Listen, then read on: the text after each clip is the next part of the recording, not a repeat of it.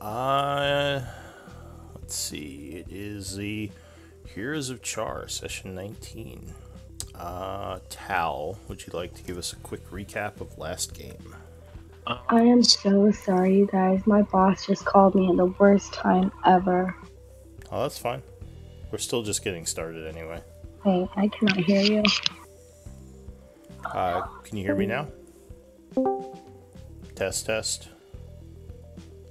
Can you hear me? Uh-oh.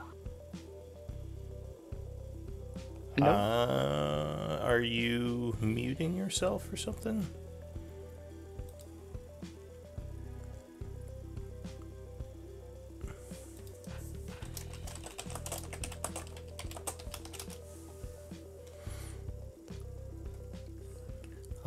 Well, I was going to ask if she could hear anyone. I'm guessing she can't hear anyone. All right. Well, we can let her troubleshoot that. But yeah, Tal, why don't you give us a quick recap? Okay, so first, Riven used some spells against the rogue girl he was following, and used suggestion to make her follow him to the inn. The rest of the party who were waiting at the marketplace was approached by Maldonis, and we also led him back to the Maplewood. Everyone gathered, we had a lengthy discussion about trust, and in the end used Zone of Truth to find out that he's a disgruntled employee of Blackwater's, and he wants to hurt or rob him, like in any way possible. The rogue girl is a fugitive from the Bloodhand, I think, because she robbed them in some kind of different city, and is trying not to be found. So he got her a spying position as a maid in Blackwater's home. After that, we decided to keep exploring the underground city underneath Chaur, and had an encounter with some spiders in the storage room. We looted the chest after we saved it from the fire we caused, and yeah. Also disabled a trap in the process. We got some spell scrolls and another wand of the War Mage. Then we had a short rest and continued exploring and found this strange room full of skeletons and magically looking stuff. Magic-y stuff. Thank you for that recap. Alright, so it is 4 o'clock p.m. on the 16th of autumn. You've entered this room. There are these strange skeletons that seem to glow slightly as they kind of shamble aimlessly around the room every now and then. Yeah, what does everyone want to do? Well, I know this is getting boring for you, but I'm gonna start casting Detect Magic again. Boring for me. I don't have an opinion on Detect Magic. Do we have everyone here? Looks like we might be missing a few people. Or tokens, let's see. No, we have all 6. Okay, good. So, Tal begins to cast a ritual, but that will take him 10 minutes. Is anyone doing anything else? I guess I'm falling off the disc. Fuck. No, it lasts for an hour and I don't have to hold concentration or anything. Oh, shit. Yeah. Okay, I'm staying on the disc now. It just follows him. Pog. Alright, so... Skeletons are nice, right? Well, the skeletons aren't mean. They just seem to be there.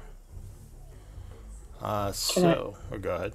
Can I walk up to one? I can just, look at it?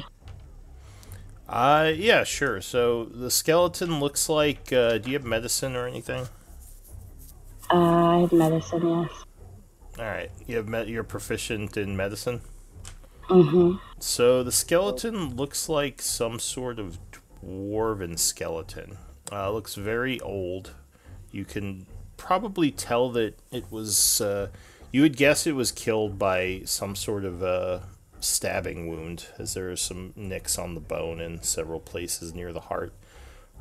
It just kind of has a lifeless look to it as it stares. Well, it doesn't really even have eyes, so it's just kind of facing the wall, and every now and then it just kind of shambles around a little.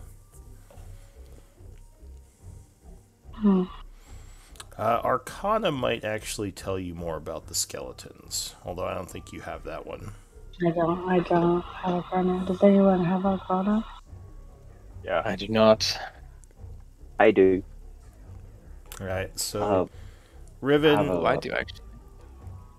Or yeah, so Riven and Nalo, you can give me rolls if you want.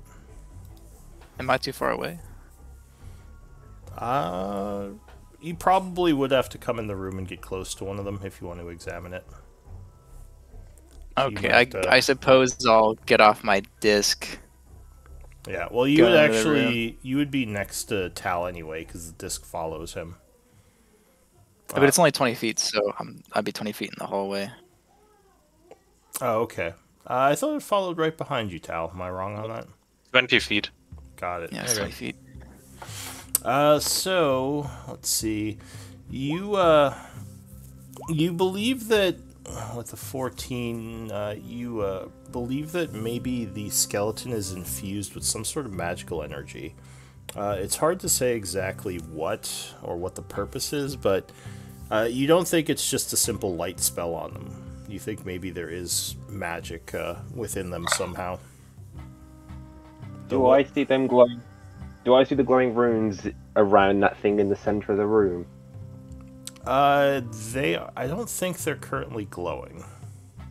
Oh, sorry, because on the picture they're bluish. I don't know if I could see that Okay. or not. So you would see that there are lots of runes etched into this pillar, but they aren't currently glowing. Okay. I don't know if that's magic or not. So Tal, you would finish your ritual, we'll say 10 minutes pass, and the skeletons are indeed magical. You also see that the pillar is magical, the fireplace is magical, and the alchemist table is magically enchanted. Okay, schools of magic? So the pillar would be probably evocation. The skeletons would also be evocation, the fireplace would be illusion, and the alchemy table would be transmutation. I will get closer to the fireplace, and can I feel warmth coming from it? No, actually, when you get close to it, there's absolutely no warmth coming from it, even though the logs are burning, which would make sense for the illusion aura. I'm gonna talk to the party. I don't think this is actually a fireplace. I'm gonna try moving my hand through it, through the stone. So yeah, if you put your hand near the fire... oh, the stone, no, the stone is actually solid. Oh. And the fire, if I move through there? Yeah, so the fire is burning, but your hand would just go through it. There's no heat. It is giving off light, though, but no actual heat. And you would guess that those logs aren't actually on fire, even though they look like they are. Okay. Is there anything in there if I feel around and maybe on the exhaust pipe or whatever there is on top? Is there anything there? So yeah, if you feel around, give me a perception check.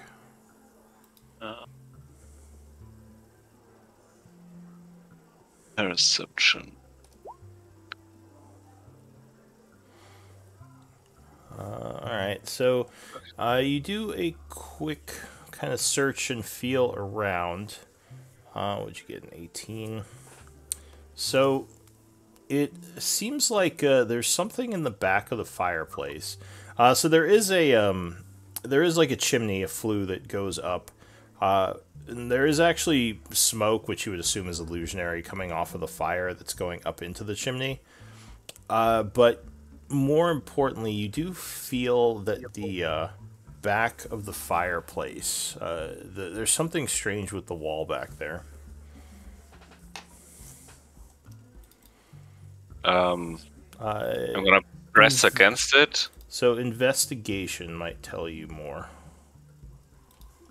Not a good investigator. No. All right. So yeah, you're kind of you're feeling around. You're looking at this thing, and you have no idea what's going on with that. What that? Scurry, what's that at the back? Was where? In the back of the fireplace. Don't worry, it won't burn you. So he says. He says. So Scurry, you're doing an investigation. Sure. I'm sorry, roll 20 is just super laggy right now. Are the logs like illusion as well? Like if I try to touch the wood, like the whole fire, So, everything is just. If you go to grab one of the logs, it does feel solid. Yeah, you can touch the log. It seems to actually be there. Can I remove the log? I'm gonna try and pull it out. Yeah, sure. So you pull out the log, and it's still burning, but you would notice something as you pull it out. There is a symbol on the bottom of it. Looks like it's a dwarven symbol. Does anyone speak dwarven? Tally, you know what this is? No, I don't speak Dwarven. And I don't want to spend too much time identifying everything. Alright, so Probably Scurry, some magic. Scurry, you did an investigation. What'd you get? 11, so passive 15. So you're investigating the back of the fireplace, and you figure out that it can actually be opened up. It's a panel. Do you want to open it? Is it trapped? You don't see a trap. Nah, I'll open it then. Fuck it. Alright, so behind the panel, there are, looks like 4 buttons with strange symbols on them.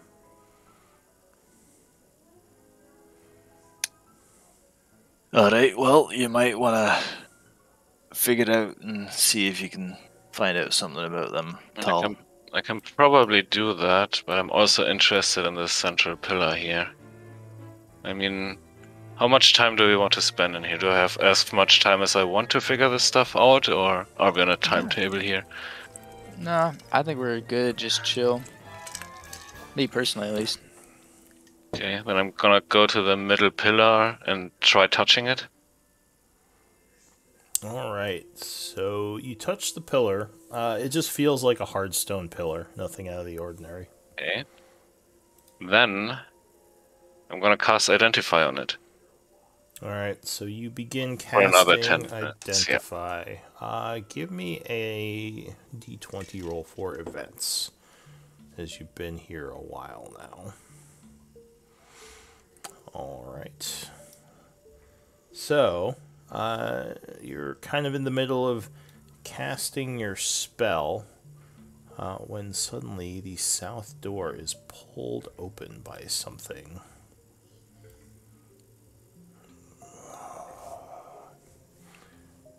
And you see a strange-looking, gaunt-robed figure standing there. It has an elongated mouth and large eye holes where eyes should be, but no actual eyes. It looks up at, I guess Scurry would be the first person it sees. Maybe Riven. I can't see him. Yeah, I'll say Riven. And it says something in a language you probably don't understand.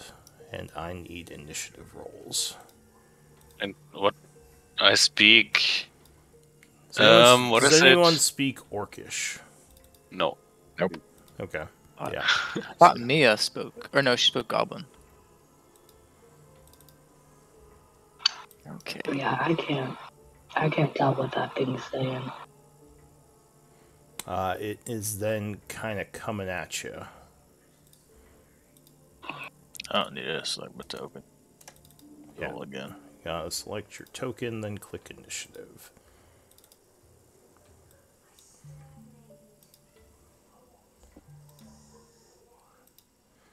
Alright, so the first person to act, I think we have everyone on there.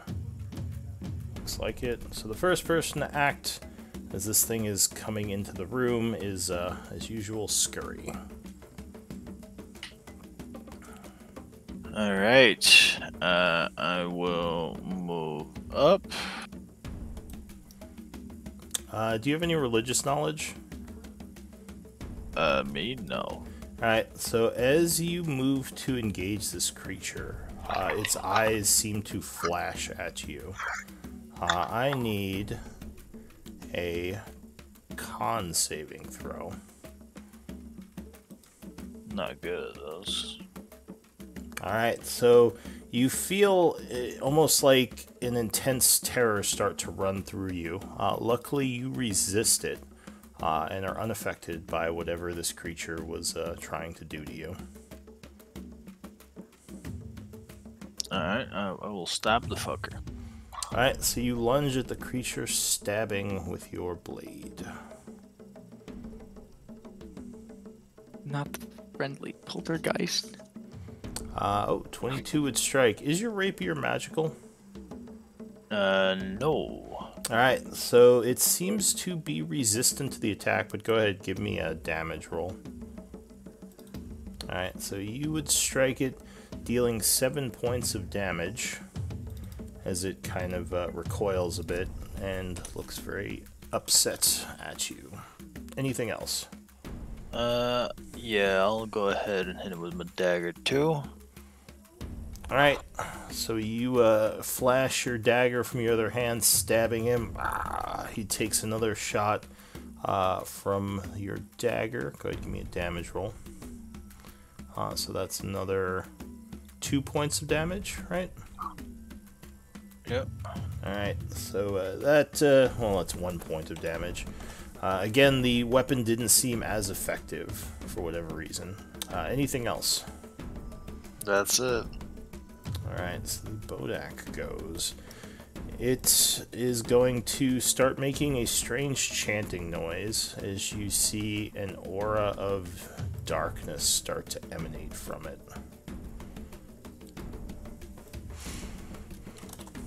Which it does as a bonus action. It will then look towards Scurry, attacking you with a withering gaze. So I need another con saving throw.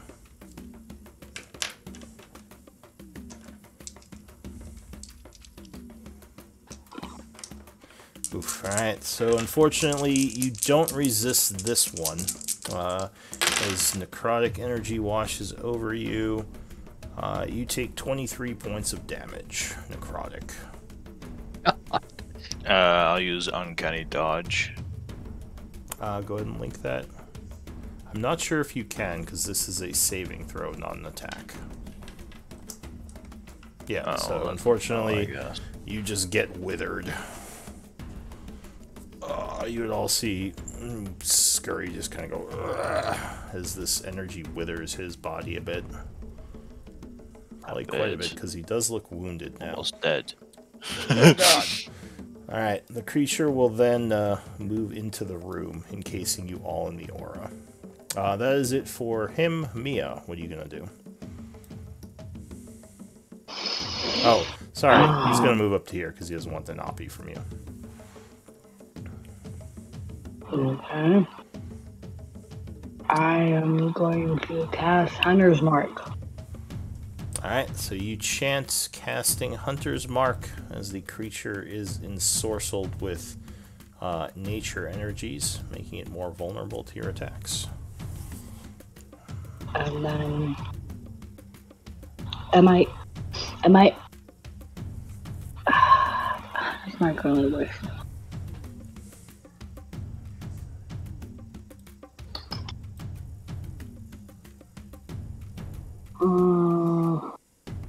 No, I'm just gonna leave there with Hunter's Mark. Right. Can I move forward? a little bit though, just in front of the skeleton. Yeah. So also Hunter's Mark, I believe, is a bonus action, right? So you do still have your action. Can I pull out my Can I pull out my longbow? Get that ready. Yeah, sure. So you grab your longbow off your back. I'm gonna hide behind this pillar and aim. All right, so that is an item interaction. So you could technically still shoot at him if you want. Just mark yourself mark yourself as concentrating and holding a longbow, and then you can take a shot. I am holding longbow, concentrating.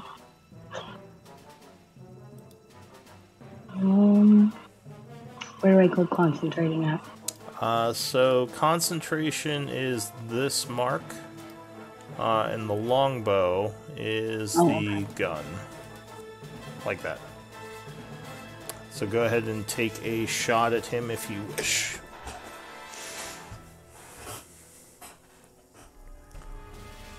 Ooh, alright, so you take aim, but this thing is freaky. Also, as you take aim at him, you would meet his gaze, so I need a con save, please. As his eyes flare. Ooh, that is unfortunate. So, you are racked with fear and terror and panic as your perceptive receptacles are overloaded, and you drop to 0 hit points. Falling down to the floor. Yep. I'm just gonna fetal position and cry for a bit, you guys. So she is unconscious and dying. That is it for Mia. Ribbon, what are you gonna do? Right, so I guess I will fly over to Mia and cast Spare the Dying on her. Okay. Yep. That one. So Mia is no longer dying, as your energies keep her from going over to the other side. Yeah, and actually I'll be on this side a bit further. Oh shit, there's 2 of them there. Right, I'll go there. Yeah, and that's kind of it. I suppose that's everything. Oh, that was only oh, that is an action. Alright, so you fly over, ending your turn in the creature's aura. Oh, and I forgot, Mia, you ended your turn in the creature's aura as well. So, you would take some damage. Let's see. So, Mia took 5, getting 1 death save fail. Which you then, you spared the dying, so she's okay again. But you would also take 5 points of damage, as the necrotic energies from this creature suck away at you. Thank God for them temporary hit points. Whew. Alright, so Tal, what are you gonna do? You see the creature turning towards you to look at you. I'm definitely looking away after. Alright, so mark yourself as blinded as you avert your gaze. I can't select my token right now. Oh, that's why. Okay. Which one is blinded? This one? It's the eye. Oh. Right. Okay, I can find that later. But I'll put it on you just so you know. If you look at the chat, it should show all the marks there, right? Yeah, I mean it's gonna be fine. So I'm gonna.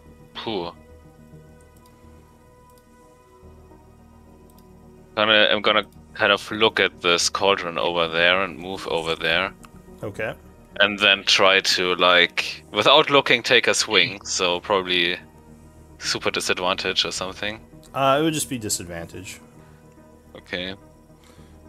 So missed. Booming Mace, no, 13. This creature is surprisingly quick. As you swing it, jumps backwards, avoiding the attack. Okay. And then I'm gonna... If I don't have to look at him, I assume that Riven and Nello have Mia, and I'm gonna cast Healing Word at Scurry. Alright, so Scurry is engulfed with healing energies. At 2nd level. Gaining 9 points, so you feel He a little also better gets stirred. Voice of Authority. So Scurry, you can attack. Now the question is, are you going to avert your gaze or risk the saving throw? I'm assuming that he's pointed towards Tal and Mia and Riven, so I'm looking at his back, right? So during combat, you're kind of assuming that you're looking all around during the 6 seconds. So there is, like, you get the flanking because he has to concentrate on both of you at the same time, which is the +2. But if you attack while looking, there is a chance that, you're going to, well, you will have to make the saving throw. Die. Alright. Yeah. Okay. Yeah, I'll not look then, I guess. Alright, Sure. so you kind of look away, stabbing at him. Go ahead and take the attack with flank, but at disadvantage. 13? No, once again, he would just manage to dodge out of the way. Anything else? No, I'm gonna end my turn there. Alright, Nalo. Same question to you. Are you going to risk meeting the creature's gaze, or are you going to blind yourself? I am going to look away. Okay, so you trying to look away from the creature. Knowledge religion, by the way, might tell you something about this creature. I do not have knowledge religion. Okay, just on anyone's turn when it comes up. Oh, Can I do that now? Sure. Give me a knowledge religion check. Oh wait, I was like wondering why I couldn't select. 11. So you know this is a creature known as a Bodak, a worshipper of Orcus. As for the specifics, you know that they have resistance to most elemental attacks as well as non-magical attacks. That's all you know. Go ahead, Nalo. What are you doing? So I'm looking for the line. I don't see it. Oh, I put it on you. You're fine. Oh, okay. I am going to run over to Mia. Where is that? I can move one more.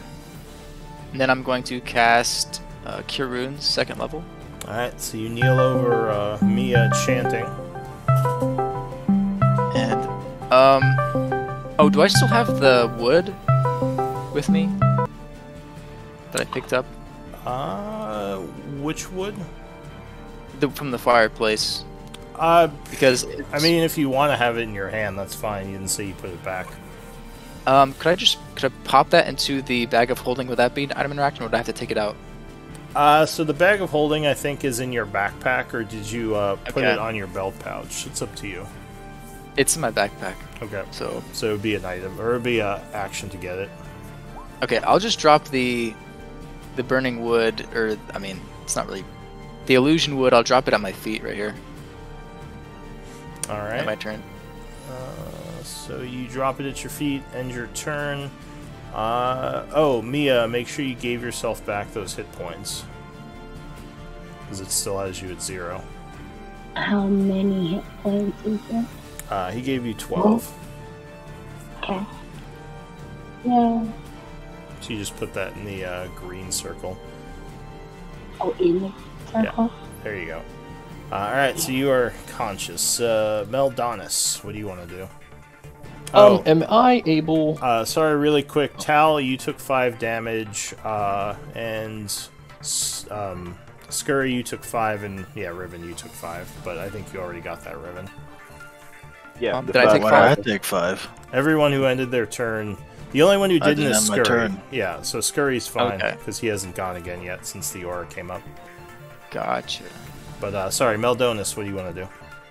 am I able to stand here, like, with my back up against the pillar? You'd be squeezing, but you could do it. Okay. What is squeezing? So if you're squeezing in a space, creatures have advantage on you, and you have disadvantage on attack rolls. Okay, that's fine. What I need does not need an attack roll. So, yeah, I'm going to go here. Okay. Do you avert your gaze, by the way? Nope. All I'll right. check them out. So give me a con save. Alright, so yeah, you're fine. You would meet the gaze, but you would resist it. Oh, it still has... Why do I have Bless on? That's weird. Let me take a look at your sheet. Bless. I think I know why.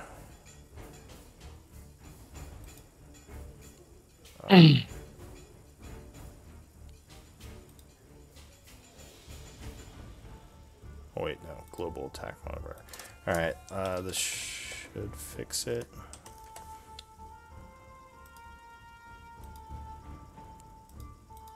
Alright, you shouldn't have it anymore. I think that fixed it. So what are you doing?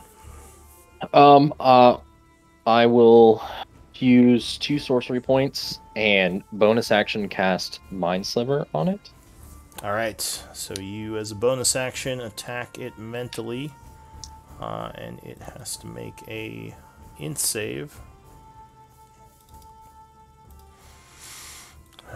Let's see. Rolls a 3, so it completely fails, recoiling as it takes 10 points of psychic damage, and has a minus 1d4 in its next save. And then I will cast Lightning Bolt. Alright, so you channel arcane energies, throwing out a bolt of lightning, which arcs through it. It must make a dex save with minus d4.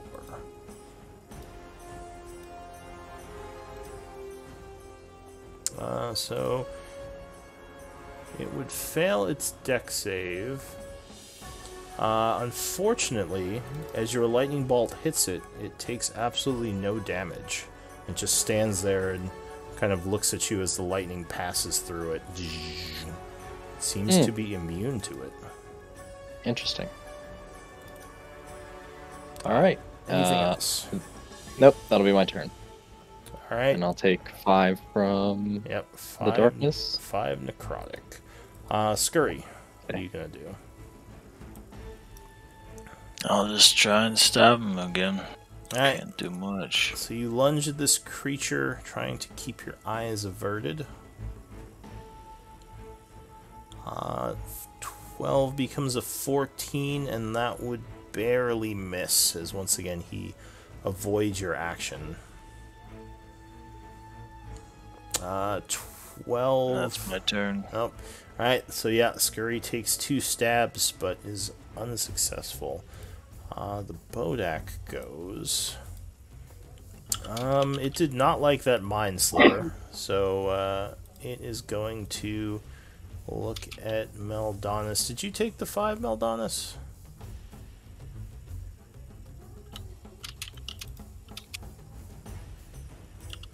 Are you there, Meldonis? Did we lose Meldonis?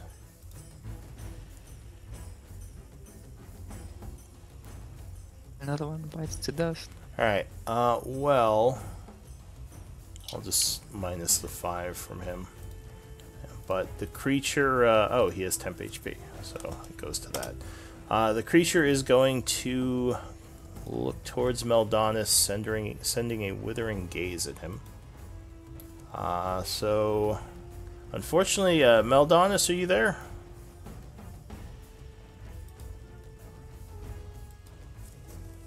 Wonder if he had to step away for a moment. Oh, you know what? I bet you he had already taken the 5, because I think he had 10 temporary hit points. But anyway, it's going to attack with its withering gaze again. So, Meldonis, since he is not here, I'm going to make the saving throw for him. Is a con save. Alright, so Meldonis would make the save, resisting the attack and only taking half damage. Which would be 9 points of damage. So 4, because he had temp HP. That is it for the Bodak. Mia. So you are awake. Your bow is laying next to you. You're no longer concentrating because you were knocked unconscious. And you would have 1 level of exhaustion. What do you want to do? I'm just gonna cast Cure Wounds on myself. Alright. 2nd level. Alright, so you chant casting Cure Wounds, gaining 10 hit points. So you're up to 22. Better than nothing. And if you click on the green circle and put +10, it'll just add 10. Yeah, there you go. Alright, anything else for you? I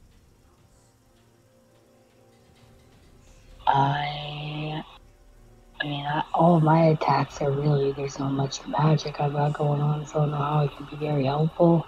Well, you probably couldn't attack right now because you already used your action. You could still shoot at him, but not, That's not gonna help. No, I'm just gonna sit there and cry a little bit. I'm gonna put out and cry. Alright, so are you gonna stand up? No, I'm gonna stay sitting on the floor and cry. Sorry. Alright. Sorry. It's a side to me you guys aren't gonna see very often.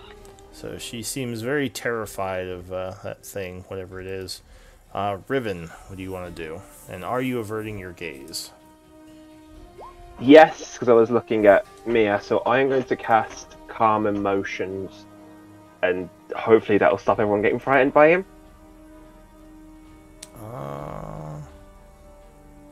So I can choose the people in a 20-foot radius. So I'm going to choose everyone I can get of our team in it, and stop them being scared. Charmed or frightened?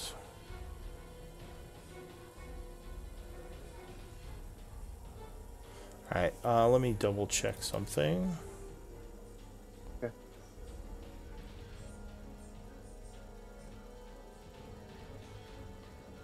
Huh, okay. So yeah, is everyone failing the save? Yeah, I'll fail with it. I know it's coming from him, right? Yeah, so you would see Riven chanting, and then a pulse of energy comes from him. You feel it affecting you, and that's at the point where you can choose to fail the save or try to resist it. I will fail the save. Alright, I'll so fail it. everyone who fails it is...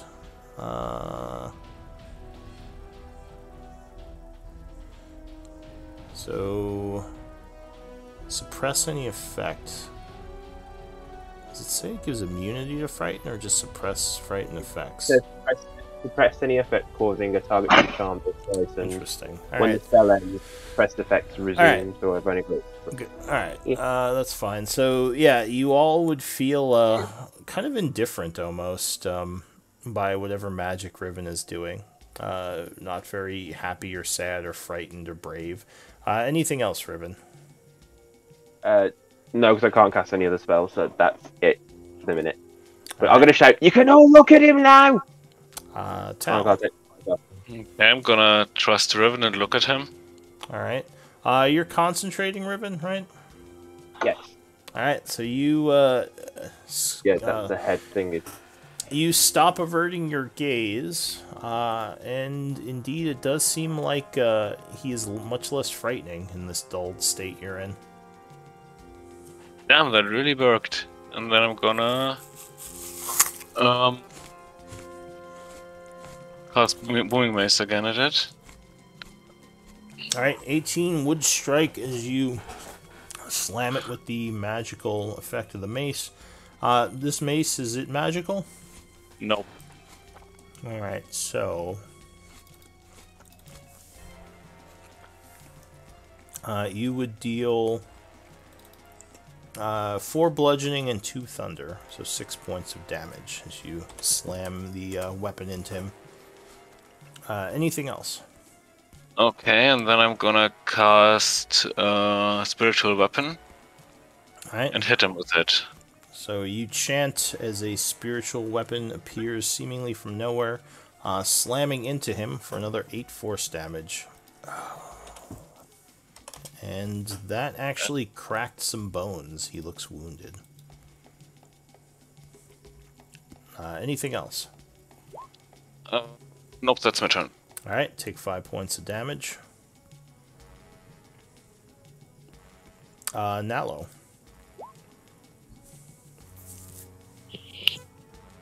I am going to unavert my gaze, looking back at the thing, and cast Eldritch Blast. Alright, so you blasted him twice, striking him for 3 points of damage, as they are unfortunately only glancing blows. Anything else? I'll end my turn. Alright, Meldonis, so he's no longer looking at you, he's kind of looking around at all these other people attacking him. He seems angry at Tal right now. Oh, and did you, I guess you stepped away for a moment, but you did take some damage from him. He attacked you on your turn. Okay. Gotcha. So what do you want to do? I will Mind Slimmer again. Alright, so you once again attack him with Psychic Energy, which he will attempt to resist. He would make it this time. Rolls a 17 and is unaffected. Alrighty. So, anything else from you? No, I don't have anything else I can do. Alright, take 5 points of damage, and you are starting to look wounded. No, wait, no, you're not. Never mind. Close, but I had 10 temps. Yeah, so you took 5 last turn, and then he hit you for, I think... It's not temp HP, it's max HP and current. Oh. Yeah, well, if he was doing aid, then yeah, your max HP would be increased.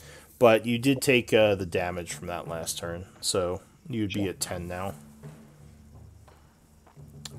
So Scurry, what do you want to do? Well, now that his back is a lot less scary, I'll just go ahead and stab him. Alright, so you lunge for him, using the flank as a distraction. 24 would strike. He would take 8 points of damage from you, as you seem to hit him pretty hard, but he still resists it. You would then stab at him for another 3 points, or sorry, 1 point. And he is definitely starting to falter. Anything else? No, that's my turn. Alright, take 5 damage.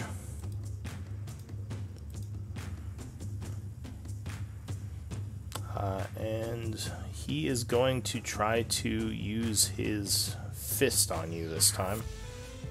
Punching at you. Well, will he use his fist? Yeah, he'll use his fist. So he takes a punch at you, 14 versus AC. It's a... Alright, so you are struck for 3 bludgeoning and 2 necrotic.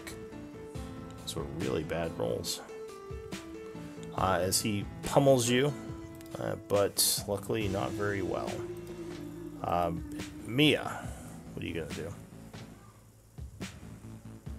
So I am going to cast Cure Wounds on myself at level 1. Okay.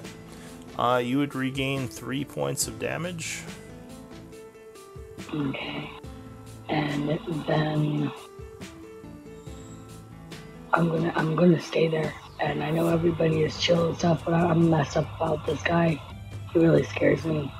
Alright. So I'm just gonna sit there and cry and look at the floor and just disengage from everything. Alright, so you would take another 5 points of necrotic damage as his aura withers you. Ribbon. Right, I'm gonna stick a out of this twat. Right, I'm gonna guiding bolt him. Alright, so you send a blast over at him. Unfortunately, 14 is not enough and he dodges it. Okay, and that's all I can do. Alright, Tal. Oh yeah, and you take 5 points of damage at the end of your turn. Yeah. Okay, I'm just gonna try to attack him twice again, once with Booming Mace. That is a crit. So using Scurry's Distraction, you would indeed land a solid hit, doing 15 halves to 7 and 11 halves to 5, so 12 points of damage. Wait, thunder damage gets halved as well? Oh, yeah, that's right. No, the thunder damage would be full. So you would connect as there is a loud boom, and his body kind of goes flying this way, falling over dead. Or at least dead for now. What does everyone want to do? Or no? Well, he was undead, so he was technically already dead. I'm gonna check the skeletons. Are the skeletons reacting to this, or? No, they've just been standing there. They didn't do anything to react him attacking or you attacking him. I'm gonna walk up and scatter his bones a bit. Alright, so he, under the robes, he's not actually bones. He looks more like a desiccated corpse, like a kind of thin, spindly, undead creature. But he is rotted flesh. I'm gonna use my spiritual weapon to decapitate him. Alright, so you smash him, making sure he won't rise again. You do think there is an essence you can gather off of him. And I'm the only one with religion, right? Yeah, though you can gather essence without training. You just can't gather it as well. Well, that was kind of scary. Do we want to make sure there's nothing coming from below there, or do we want to continue investigating this room? So in the room below, you would now see there is a burning star on the floor, and what looks like 2 skeletons hanging on the walls. To the south of them, there is another door. Is Detect Magic still running? Yeah, sure. So you're about 5 minutes in. You have about another 2 minutes on Detect Magic. There is magic coming from the floor, and there are magical auras emanating from the doors as well. School? The floor is probably... Who's making me look these up? Hang on. What magic is this?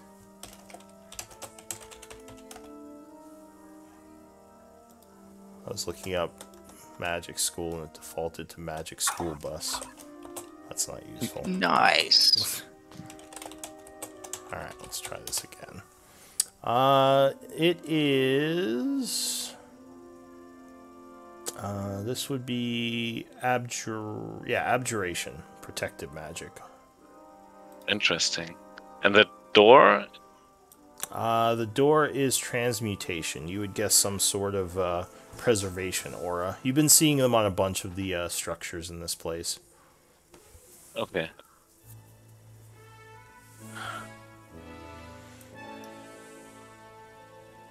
So, do we think there's more coming from this, whatever this thing is? Well, so far... It's quite possible.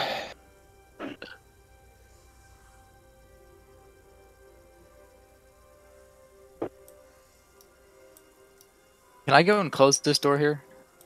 Just so we don't get snuck up on. Yeah, sure. So you go over to there and close the western door.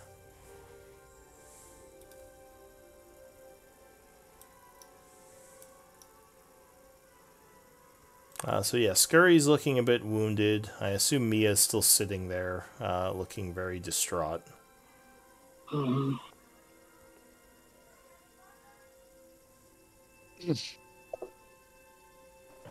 Well, unless you have any better ideas, why don't you guys take a rest while I continue investigating this place? That works for me.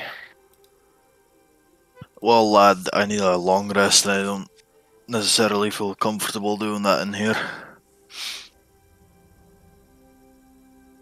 I agree. It might be time to head back.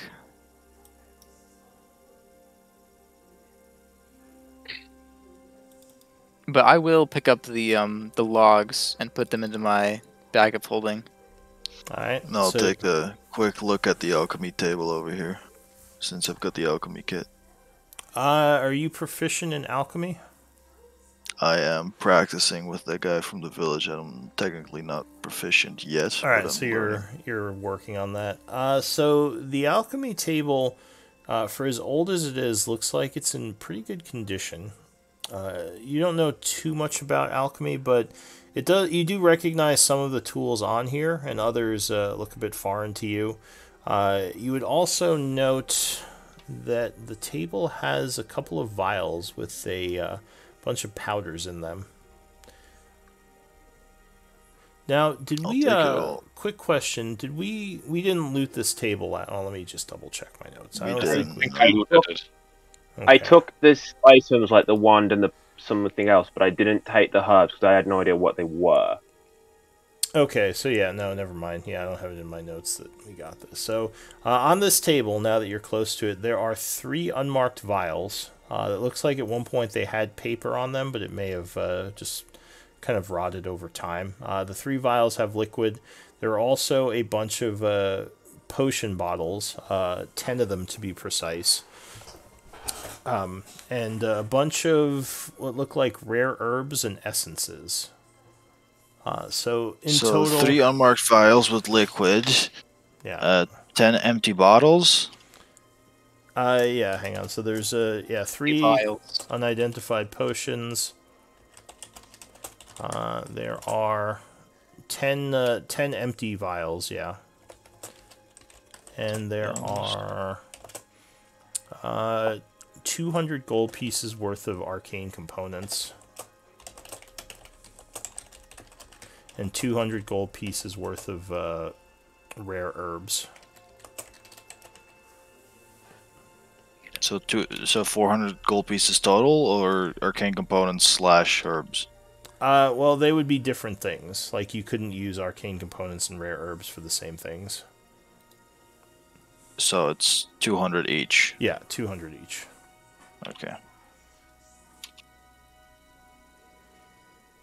But yeah, you think you could probably, once you figured out alchemy, use these rare herbs to make potions. That's probably why they're here.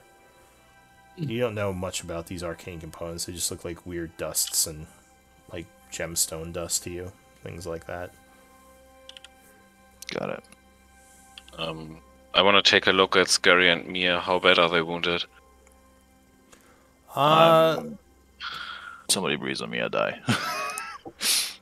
Okay. Too hard. Mia gets angry, I die. You think a short rest, assuming they had the energy, would heal their wounds, but I don't have any. Yeah, so if they don't, I guess. Well, you can tell. You have medicine, right? Yeah. So you all can message him, the people he looks at. You can send him a whisper with your HPs. No matter what, I'm just gonna cast 2 healing words at Scurry to see if that changes his mind about staying. I'll do a cure wounds on Mia if she's looking rough. Okay. Oh, whoops. Edit message, I just typed it in. How many logs did I get? The burning illusion logs? You got 3 of them. Also, Meldonis looks wounded as well. I would like to check out whatever this is. The large rusty cauldron? I'm gonna... Yeah. Alright, so, real quick, Meldonis, the cauldron looks like it was once used to possibly brew things, maybe with in addition to the alchemy lab. It looks like it hasn't been used in a while, and with the amount it's falling apart, you doubt it's magical. You can't really see what's inside without like climbing up and maybe hopping into it. Sure, why not? I'll hop into it, see what happens. Alright. So there is actually, when you hop up on top and look down, There is a thick black goo at the very bottom. Very nasty looking substance. Ugh. Alright. I'll hop back down.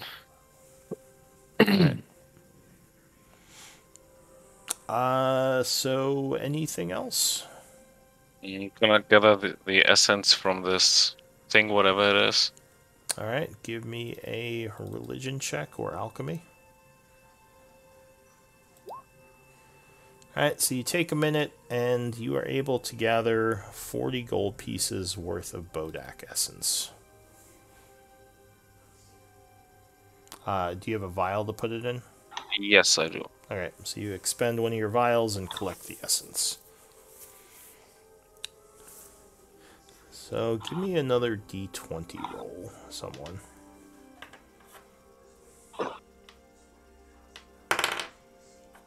Alright, so as you're doing this, you would hear a loud, well, actually, I guess it would sound like a loud footstep somewhere to the southeast of you. It sounds like something large is moving around over there, like in this direction. It's pretty obvious. You don't even Does have the perception door rolls. does the door below us close, or is there a door there? This door is closed. Yes, it's a double door, same as this one. Can we close the door right there? I'm gonna do that right now, actually. If there is a door right there, Alright, I'd like to close it. As you're all listening to this booming noise, you just see Nalo run up and go, nope, and pull the door closed. Smart move. Guys, how about we head back now? I think maybe a long rest would be nice. Yep, that's a good idea. Oh, yes. Alright, so you want to fall back for the time being? I'm trying to decide if I want to be really crazy or not. Do I want to be crazy? Quick, grab Ribbon, tie his arms. That's not it, right? I'm gonna wait for all of them to get nearer the door, and I'm gonna go over to the illusionary fireplace and press one of the buttons. Alright, so there are 4 symbols. Are you just pressing one at random? Yeah, but I'm gonna wait for them to get nearer the door in case it goes really badly and we have to rush. Okay. So you press the symbol, and it begins to glow. Oh, and we open the door too here, I guess. I was gonna wait for you to get nearer the actual exit door, you know, like the one where we got stuck where all the zombies turned up. There. There you go. Yeah, we're opening that door. Yeah. Okay, good luck. Oh, come on. So yeah, the button you pressed is glowing. Anything happening? Like any rumbling, anything shaking? No, not so far. Okay. Which one did I press? We'll say you pressed, I don't know, the 4th one. The 4th one. Right. It's basically playing chicken right now. I then press the 2nd one. Alright, the 2nd one would light up. Anything? Nope, not yet. Wait, Ribbon, what you doing back there, mate? You just see him. I want to see what the buttons do! You see his head inside the fireplace. I mean, No. he's a fairy, so wouldn't he be completely in there to push the buttons? Yo, Tal, grab his. Well, he's a grab We his would ass. just hear his voice echoing out. he's a small creature, so technically he's okay. he's like halfling sized because fairies aren't tiny in this this setting. But yeah, you would probably see his head in the fireplace, his feet sticking out as he's yelling something about buttons. Okay. I'm gonna press the 3rd one. Alright, the 3rd one is now glowing. I'm gonna shout at Scurry to grab him.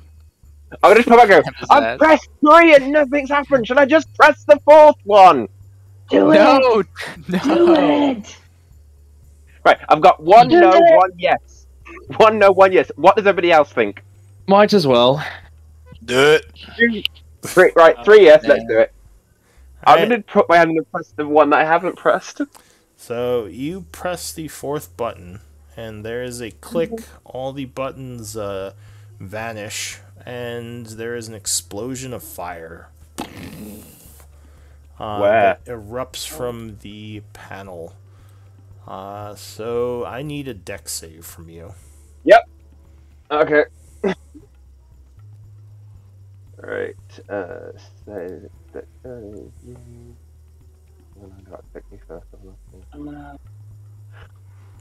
gonna. So you would make it. So you jump back as this explosion is happening, taking 14 points of fire damage. The nearby skeleton is struck by the fire and explodes. I need another dex saving throw. Oh my god! More fire erupts from the other side of you.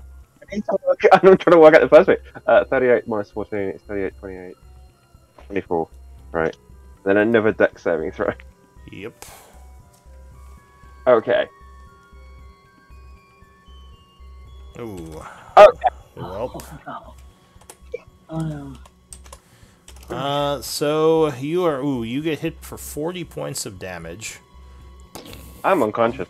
No, actually, yeah. This guy will then explode as the fire from that skeleton hit him. I need Mia to give me a dex save. As you go, oh crap, and fire comes flying towards you. Alright, so you are ready for it. And you would take 14 fire damage as you manage to avoid most of it. And then this guy would explode as well. Luckily, you're nowhere near him, so that does not affect you. You would now see a couple of things. Riven is lying on the floor, smoldering. But you also notice that the runes on the pillar here are lit up, as well as the runes on the floor, as if charged by the magic of the exploding skeletons. Yeah, you did it, Riven. I'm gonna rush to Riven. I'm gonna run in and cast Healing Word on him. Alright, so I cast carrying wounds on them. so Riven, you are conscious. You have one level of exhaustion, but you are alive. You open your eyes, coughing, as you see your friends standing over you, concerned. Yeah, let's get fucking out of here. Who knows what you have done?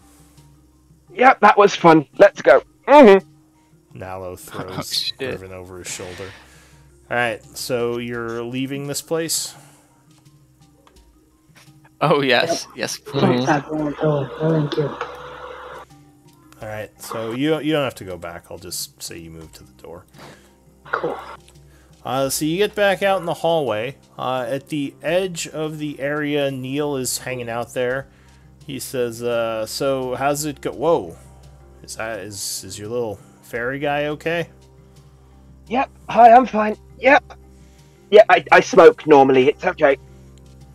Alright. So as you leave, Neil is going to lock the wooden gate, preventing any undead from leaving, he hopes. You still owe me a date. I'm gonna go cry. He just laughs. Alright. So the group is heading back to town.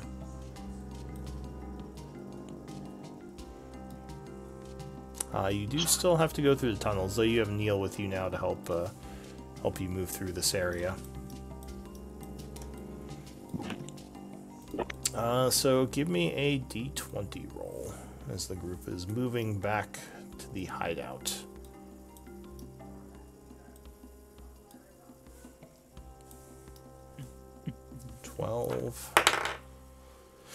Alright, so you make it back to the hideout, emerging from the tunnels back into Chaur. It is about, I'll say, about 5:30 in the afternoon at this point.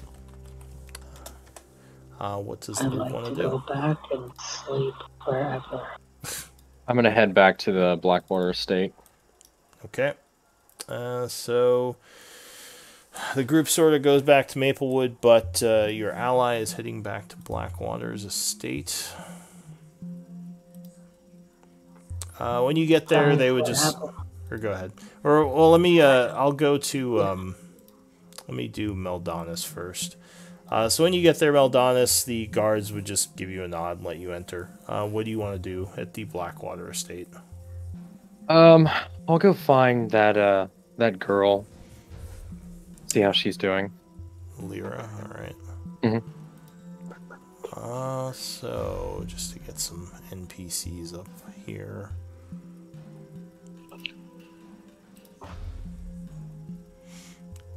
We have Neil.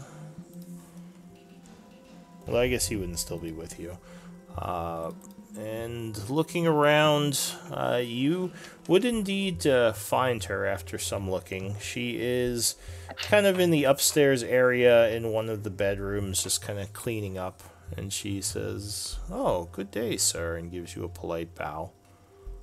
Are there any other maids? There is no one else around right now. Cool. I'll go back and shut the door behind myself. Any progress? She says, "I don't know what you mean. I'm just happily cleaning. Perhaps we could talk later." Now seems as good of time as any. She is going to... how would she do this?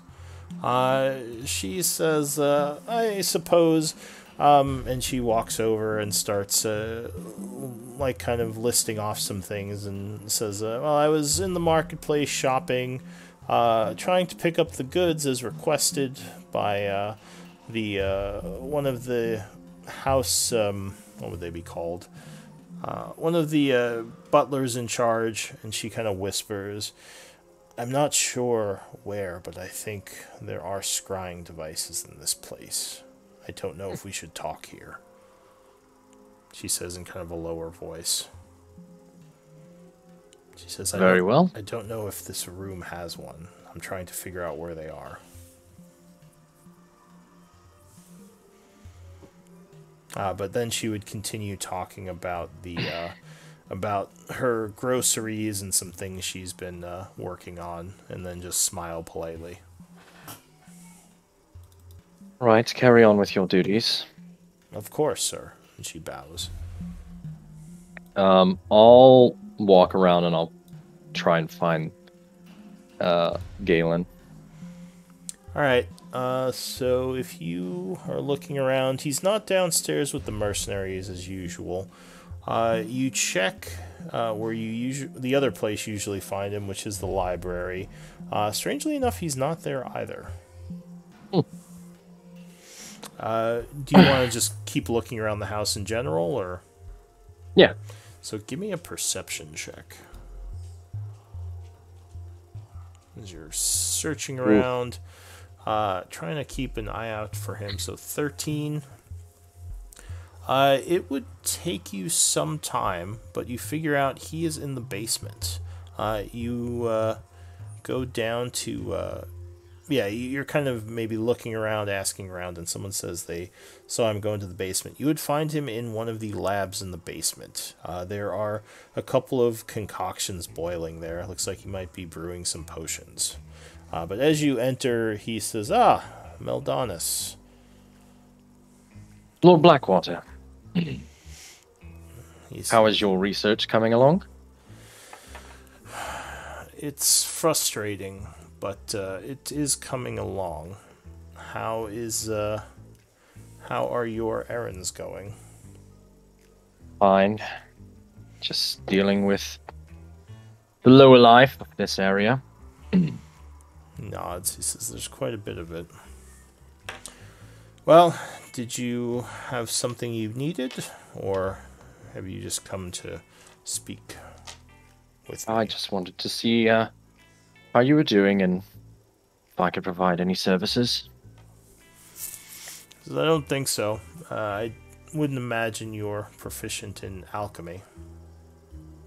I am not. Nods. He says it's not surprising, but Yes, I don't have anything I need from you right now. Very well.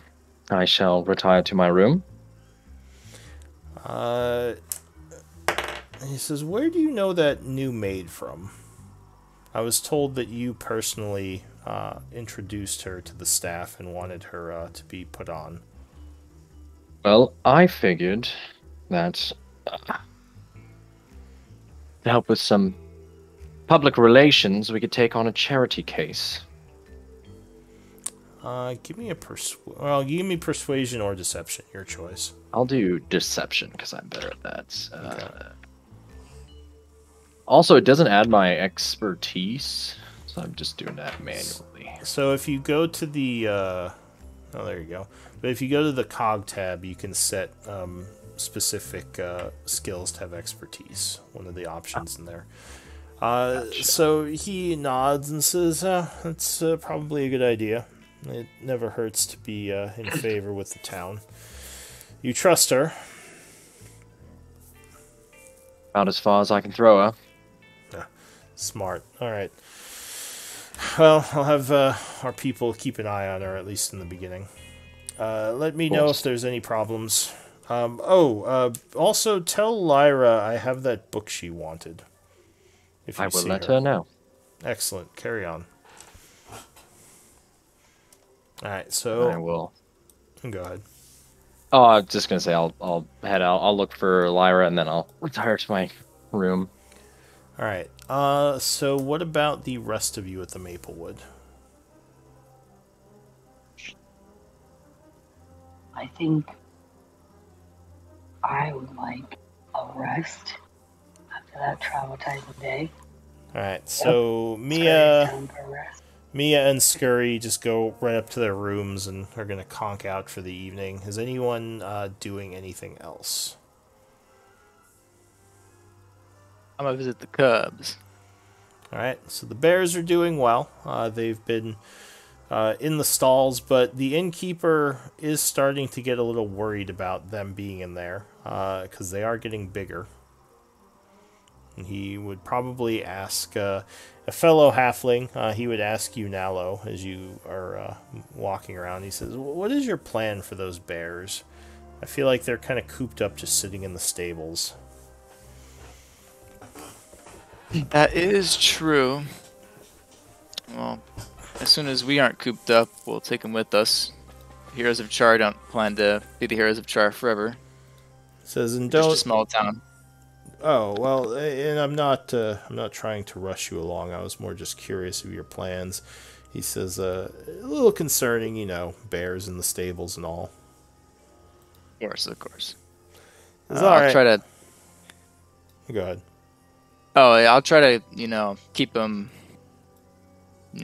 well behaved. He says, all right, they were kind of roaring and scaring some of the horses, so that would be appreciated.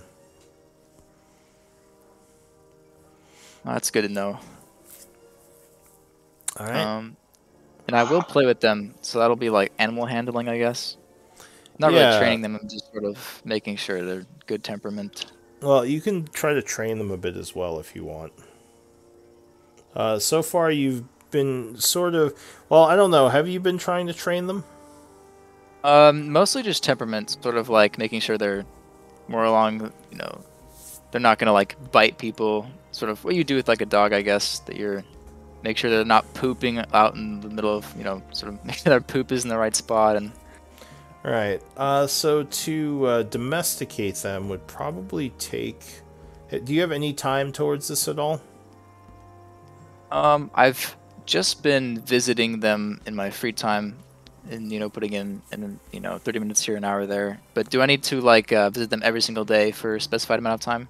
So you could do a downtime activity to train them. It would probably take about a week to domesticate them, and you'd have to spend at least 8 hours on it each day. Which you could do and do other things as well. I see. And I'd have to do 8 hours a day. I couldn't do 4 hours across 2 weeks. I mean, just for the sake of the system, it would probably just be easier to say you can do 8 hours each day, and that doesn't mean you can't do anything else in that day. It would just probably be your mornings and part of your afternoon. I see, okay. That's fine then. Considering that Mia, for example, has also been hanging out with the bears a lot, Yeah. would that be like 50-50 between them, or? Yeah, Like so the only reason she didn't go out to the bears is because she's so tired. Otherwise, she would have gone out to the stables and hung with the bears more. sure. So I don't suppose you were tracking how many days you had spent with them, were you, Mia? Ever since we came across the bears, that's been the majority of what, like, she doesn't go to the meetings with people and the conversations. She goes to the bears. She's been spending most of her time either with the egg or the bears. It's been All about 2-3 days. Do you have animal handling I do. trained? Okay. So yeah, we can say that there's been 3 days put towards it to domesticating them.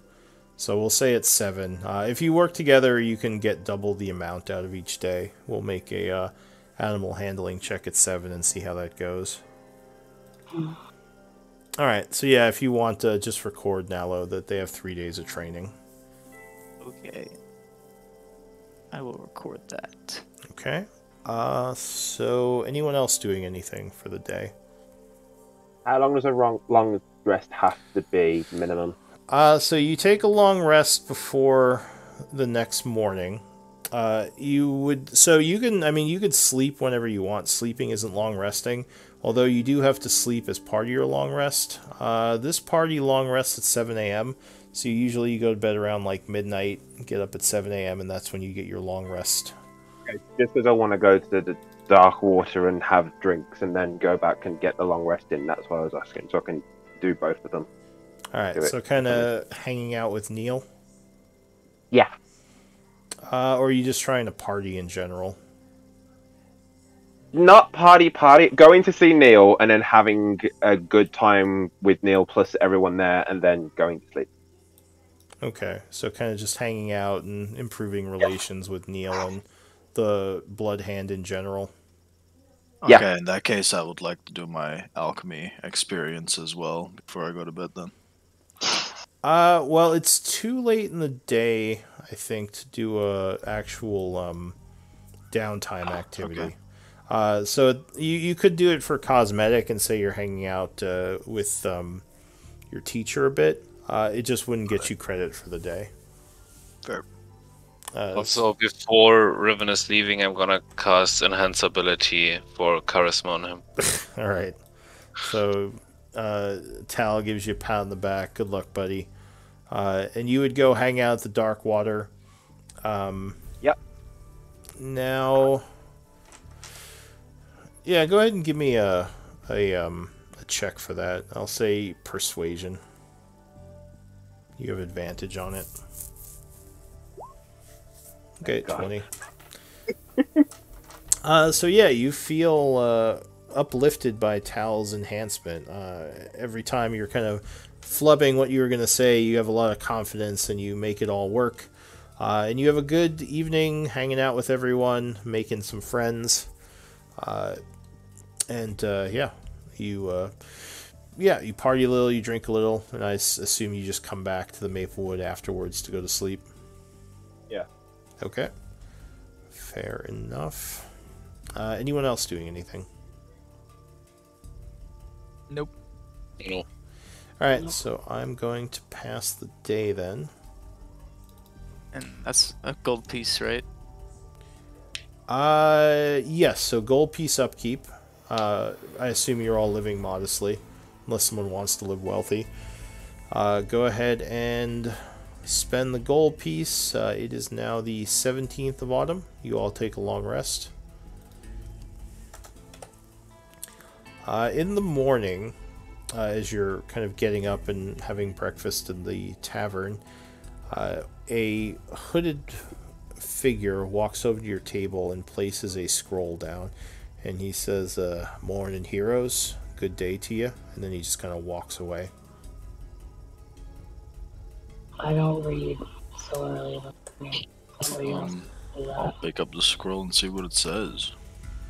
Alright, so you unroll the scroll, and it seems to be an invitation from Cithril. She wants to speak with you all. Now, right. question, Meldonis, would you spend your mornings at the Blackwater estate, or would you meet them at the Maplewood in the morning?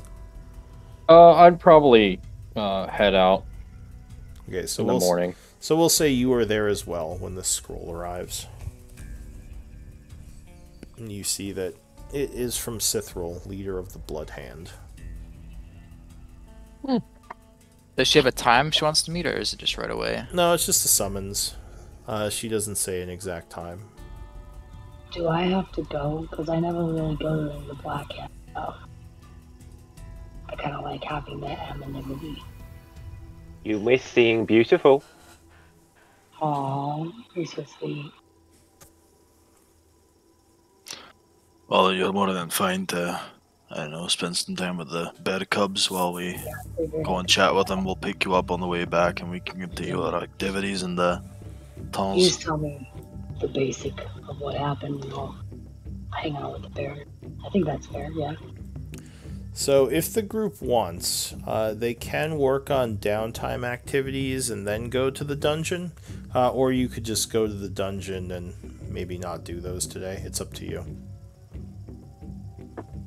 Sithril is pretty important, and she's summoning us directly. Maybe we should just head out right away.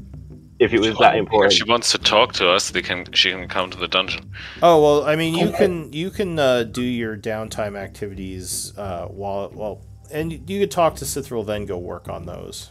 Is what I meant. You don't, yeah. So, quick question about that, because my alchemy training thing has to be in the evening, because that's when he said he was free. Oh, So that yeah, wouldn't that's count true. then. That's true. I guess you could go in the morning to the dungeon. You just need to leave yourself 8 hours before resting to work on your downtime activities. So I guess that would mean you'd have to finish your dungeon stuff by 4. Giving yourself that 8 hours before you go to bed. Okay. Yeah, so I guess we just do stuff in the morning. In terms of Getting the stuff dungeon. done. And I think we should probably go as a full party, just so Sithril knows everyone. Alright, but I'm standing in the back. Do we want to take Maldonis to meet her, or do we want to keep him not involved so that she doesn't know everything? It I might be mean, better to I'd say hide our bring hand. him with, to be honest. We've decided that we're grouping up with the Bloodhand. I'd like to have the cards on the table, I guess. So Neil already saw him. Yeah, that is Exactly. true. Yeah, but I can deal with Neil if it comes to that. I'll just kill him. Can I bring the bear cubs with me? Not No. to the dungeon. No. No, they are not That's trained. not a good idea. They're just cubs. I'm putting my foot down. No one hurts the cubs. Alright. Yeah, I just figured maybe a little bit of walk would be nice, seeing what they're gonna get into, but if you think they're too young, that's fine. They aren't even like trained. We're a little unruly, but Let's just head out. I mean, if you really don't want to go, you can stay, but I think it's I'll best to go. come, I'll come. Meldonis, let's talk in the secondary voice real quick. Of course. Now I'm doubting whether or not we should trust him. Oh, you moved me over there. Yeah, Nice. yeah. So I remember we were talking about this, and I don't remember if we came to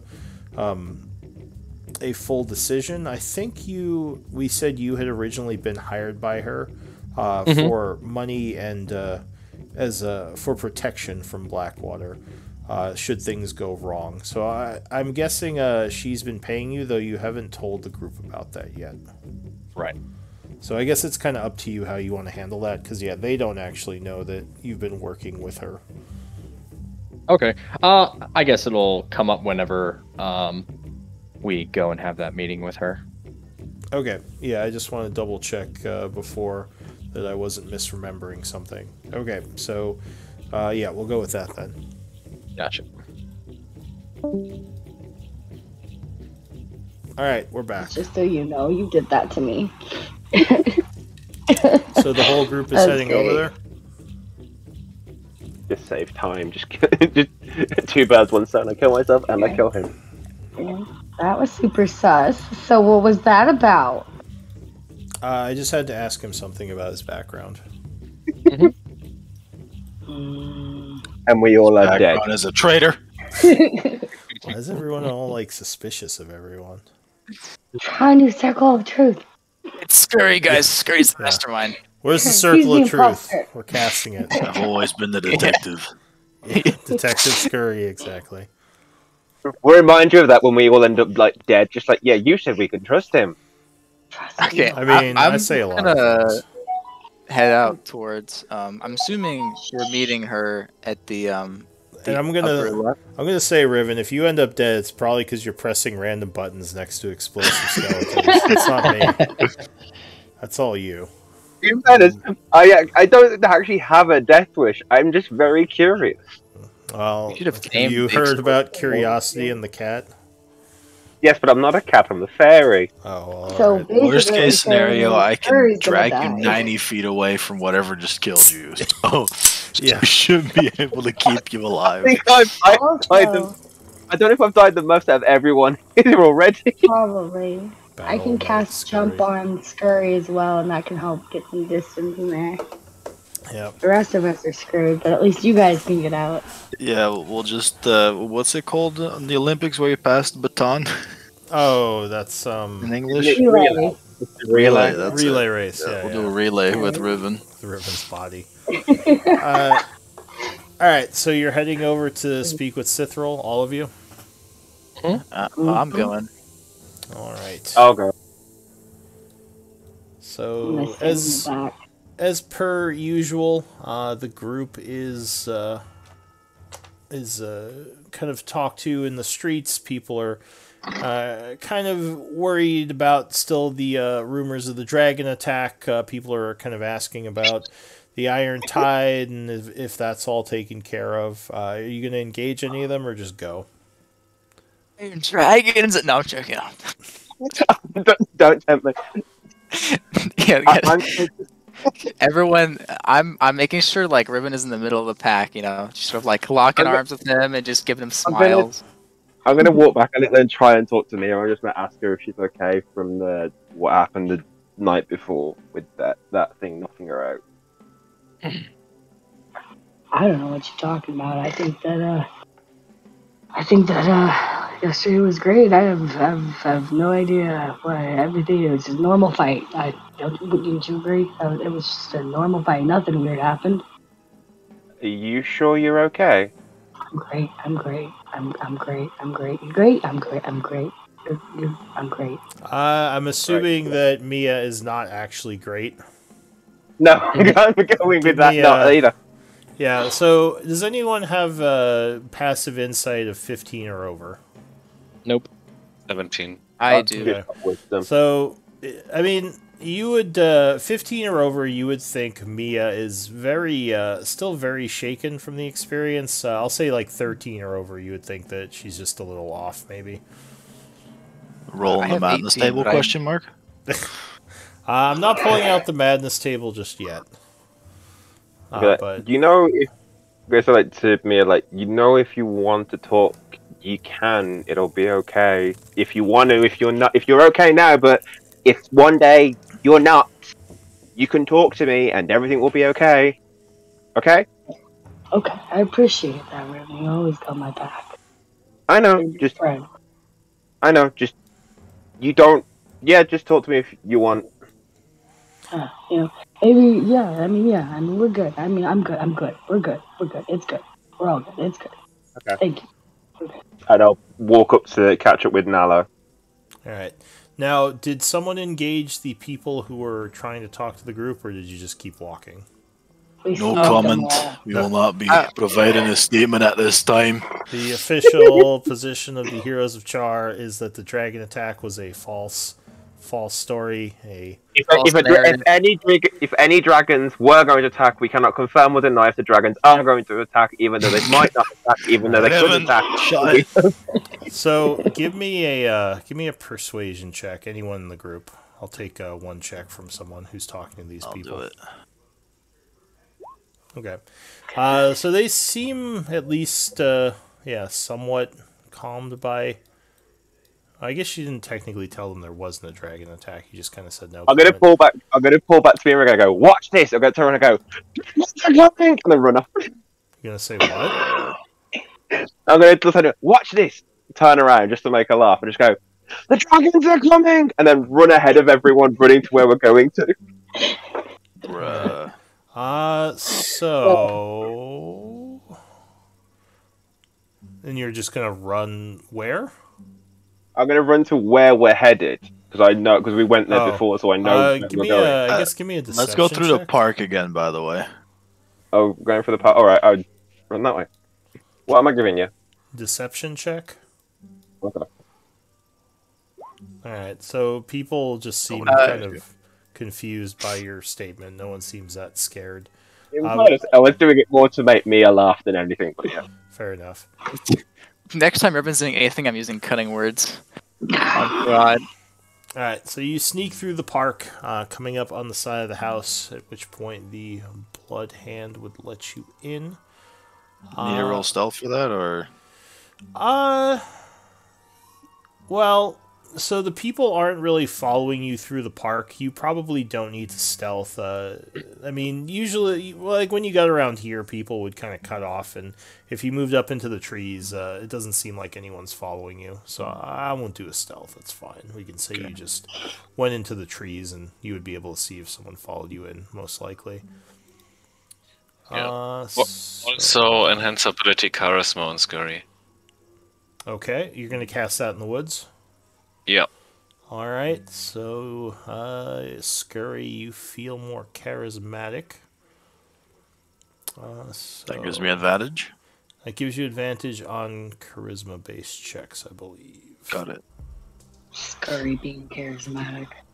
Hang on, I'm blind for some reason. Where's the character sheet I was looking for?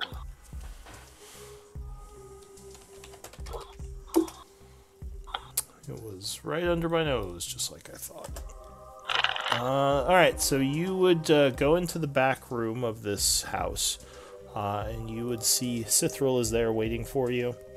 She says, it's my favorite heroes. It's good to see you all again. Your favorite now, am I? That's a little quick. Who's your least favorite? She looks at the fairy and says, you're all great. In any case, I was curious how the clearing of the hall or the tunnels below is going.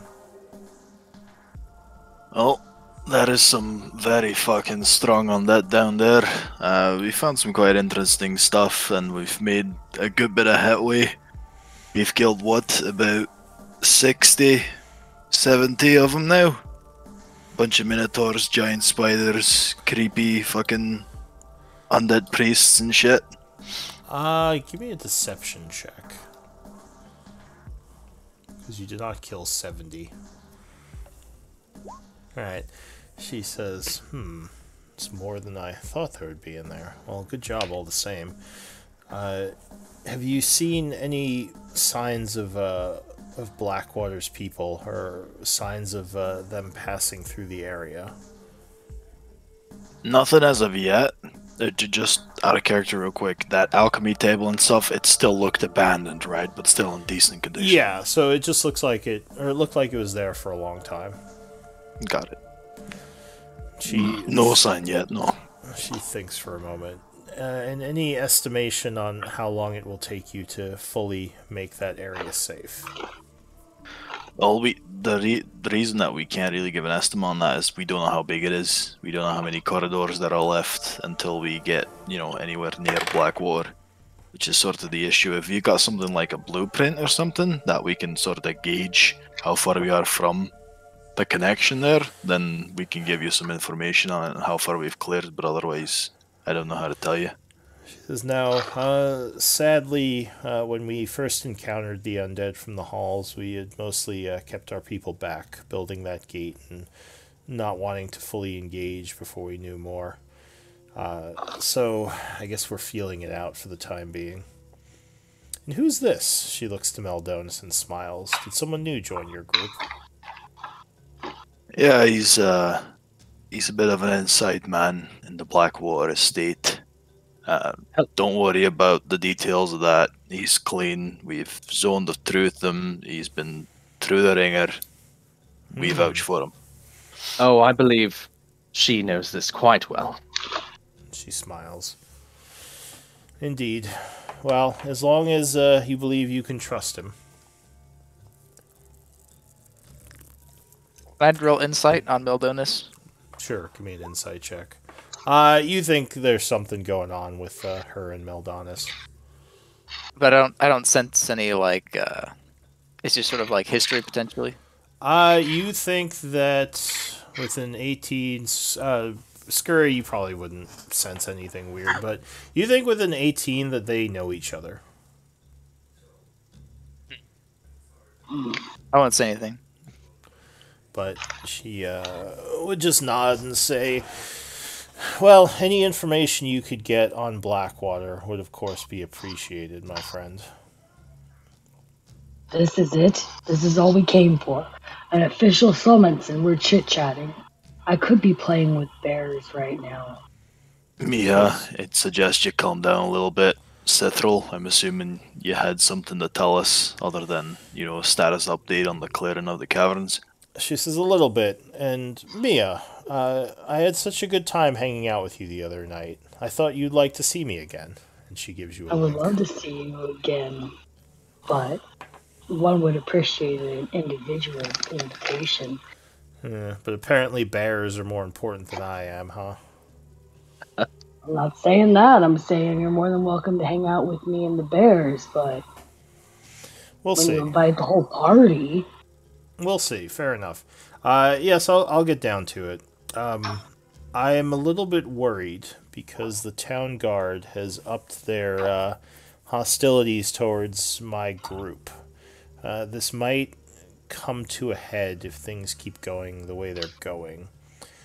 So I don't know how much time we have, because if the town guard does decide to attack me directly, I'm not worried about them, more worried about a joint attack by them with Blackwater and his people. If he What would that attack look like? Well, they would probably start trying to directly go after my people in the streets. I'm assuming by now they've at least somewhat figured out where my bases of operation are. I mean, I know Blackwater knows them, and I'm assuming that the town guard have probably figured it out. So it could get messy. I don't think the town guard know about the Dwarven Barrows, so that might be an escape route, but if things come to that, it will make our job more difficult. We'll put the pedal to the metal in the caverns. Now, did you all tell her about Orcard yet? About what part about Orcard? That you didn't actually drive him out. Yeah, no, she she knew knows. about that. Like, she knew the whole thing. Like, she is willing to cooperate with us and Orcard. Yeah, I was looking through Yeah, my for notes. yeah, for 33%. A So- third of the cut, yeah. She says, now, I didn't want to have to do this, but I don't want to risk my power within the city. I was going to ask, does Orcard think he could help in the event that we were attacked by Blackwater and his people? I'm sure he'd have no qualms over it, no. I mean, he's completely fine with sieging the city and taking slaves and whatnot. It's more so, for me anyway, what I'd be worried about in your stead would, what are you gonna do when there's a bunch of orcs and Irontide marching through Chaur? She says, well, it's not ideal, but again, I don't... The alternative is me losing my people to either death or imprisonment. I'd almost feel better if the Irontide were nearby in the event that we needed to break them into the city and help with a fight. What's the time frame? Like, this happening in 2 weeks, in a month? Well, that's the problem. I don't know what Blackwater or the mayor, what's her name, Mayor Asher is up to. I just know that recently it seems like they've been more aggressively targeting some of my lower level people within the town, coming after people they know of. Why? What have you been doing that's caused them to come after you more? This is nothing. We haven't been doing anything. We've actually been doing a lot less. I've been keeping my people out of sight and out of trouble. Cithral, I believe that once Lord Blackwater is out of the picture, this should all go away. She says, yes. My theory is that Blackwater is instigating this. If I had to guess, he is probably in the mayor's ear, telling her about the dangers of my group. And for whatever reason, this mayor seems to almost have some kind of personal vendetta against me. She says, for now, I'm just watching, but this might escalate. We might have to take the town by force, just to get the guard out of the picture. I don't like that option. I just don't know if I'll have a choice. So, how about this? What we'll do is we'll send a message to Orcard, explain the situation to him, right? How we've struck a bargain with you, how we're planning on doing the third split for everyone involved, and that there's currently some issues potentially with Darkwater, or Blackwater, sorry, and that should push come to shove, that it would be cool if we could count on their help, and obviously you guys would assist them with getting into the city, opening the gates, whatever the fuck, and should things come to a heated conclusion, that they might want to be ready for that. She nods. She says, go ahead. I do have a question, though. For the plan that involves stealing the ring, once the ring is stolen, what did you intend to do with the city? Evacuate, leave it, or somehow? Yes, once we have the pieces, there's no reason to stay here. We would move north towards Issyk and, basically go look for this vault. Now, that's another thing, thank you for reminding me, she says. We don't have the expertise of Blackwater's people. We don't have archaeologists. There might be some mercenaries that he has that could be willing to join us, however. I was hoping one of you could look into that and maybe woo some of his people over to our side, at least the intellectuals. Because I feel like it would help if we had some of them for this trip. Well, I just so happen to know a guy that's quite well connected. I'll pat the new guy on the back. And she smiles and says, that is, alright. So yes, if you could find some of his mercenaries that are possibly willing to jump ship, just be very careful in how you tell them about us. Make sure that they are trustworthy, because it might tip our hand to Blackwater. I believe I can make sure that all this happens. All right, good.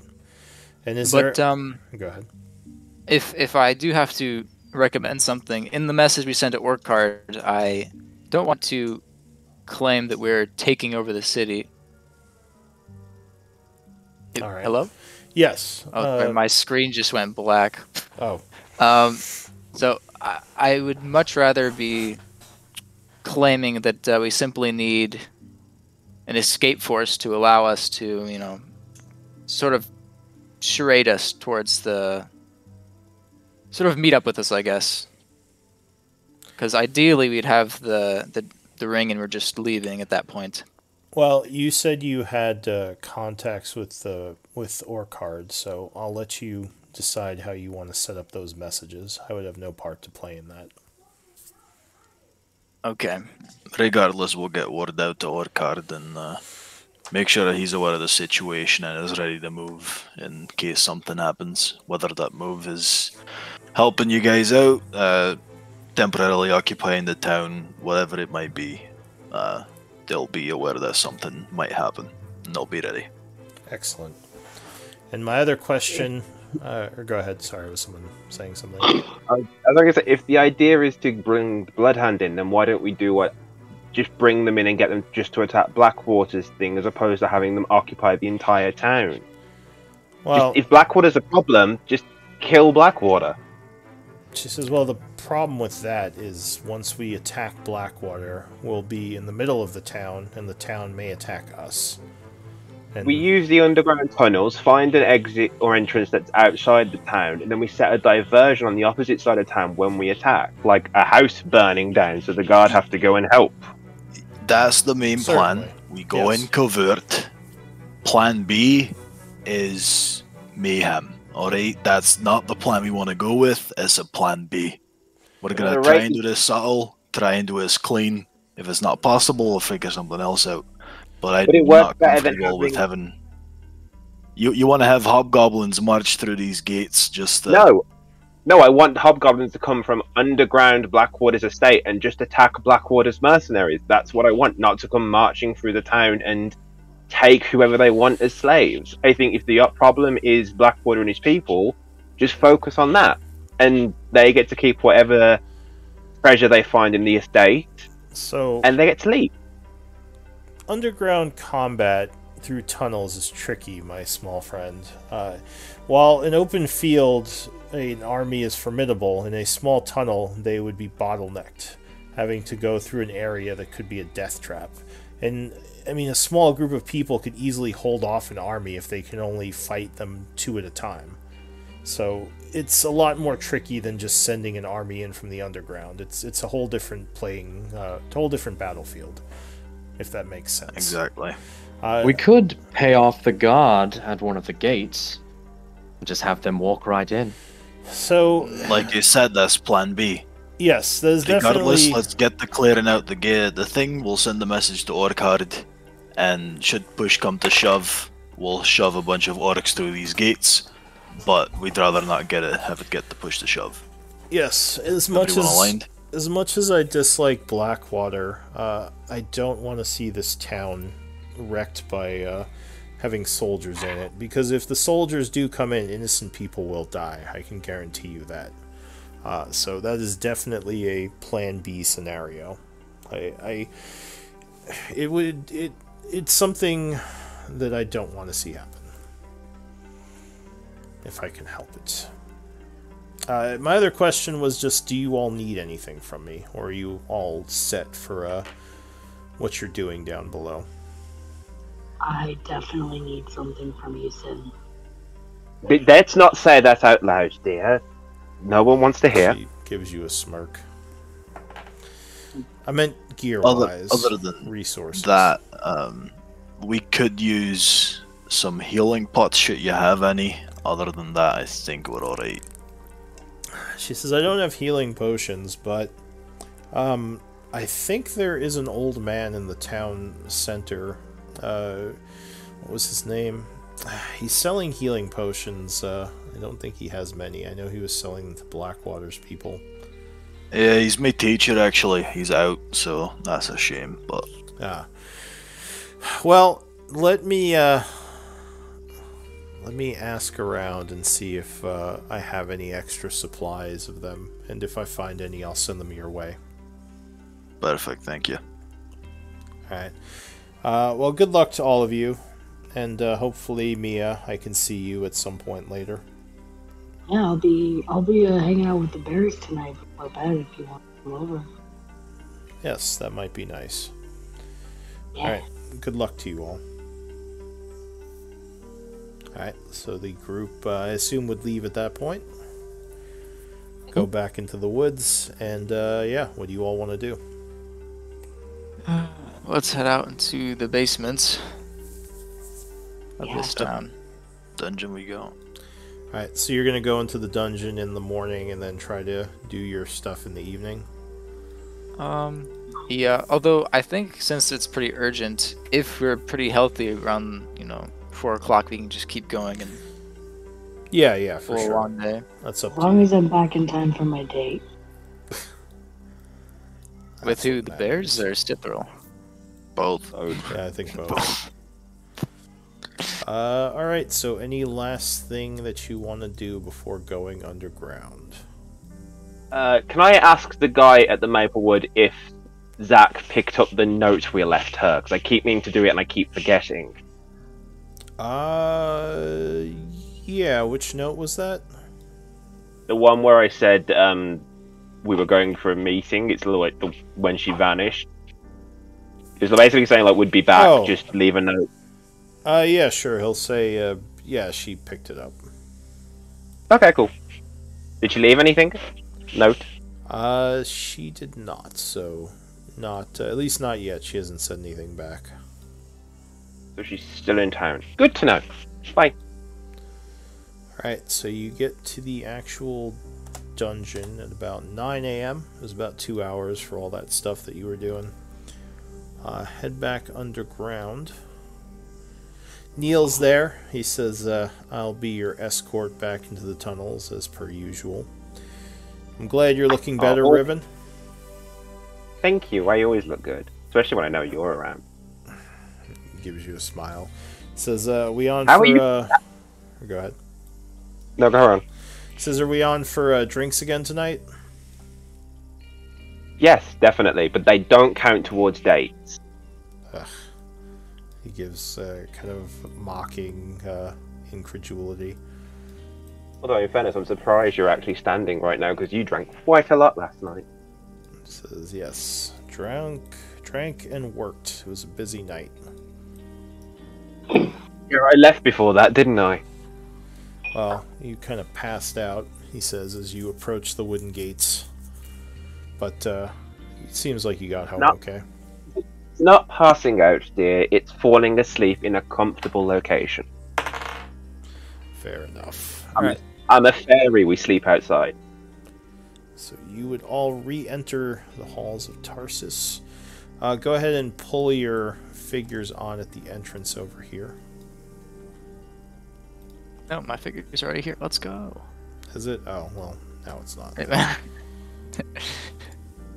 don't know that one. You can expend torches if you want. How do I remove tokens? You click on it and press delete. Oh, okay. Oh, fuck, I keep forgetting to buy more oil for my lamp. No, I'm going to do dancing lights because I'm lazy and I can't be allowed. Yeah. So the area looks secure. You don't notice any new signs of passage. So again, I cast 8 again on everyone, 3rd level. The max HP is the same as yesterday. Alright. 10 again, isn't it? Yeah. So go ahead and improve your HPs by, what did you say? 3rd level, so 10 HP. And that's to everyone? Yeah. Alright. Two spare slots. You all gain 10 HP to your maximum. But that was already added on yesterday, so if you didn't change it, just keep it the way it is. Yeah. You just have to track what your actual total is somewhere. Put in your notes or something. I have a question. So with oil, do I have to like manually say every time I refill my oil flask? Or can I just subtract every time? So, I mean, each flask is 6 hours, so as long as you're kind of tracking how much time you're using it. Yeah, well, I mean, obviously, every time I light it, I empty my flask, but then I have to refill it. I have to pay. But do I have to like go into town and like actually buy it from a vendor, or can I just assume that it's like?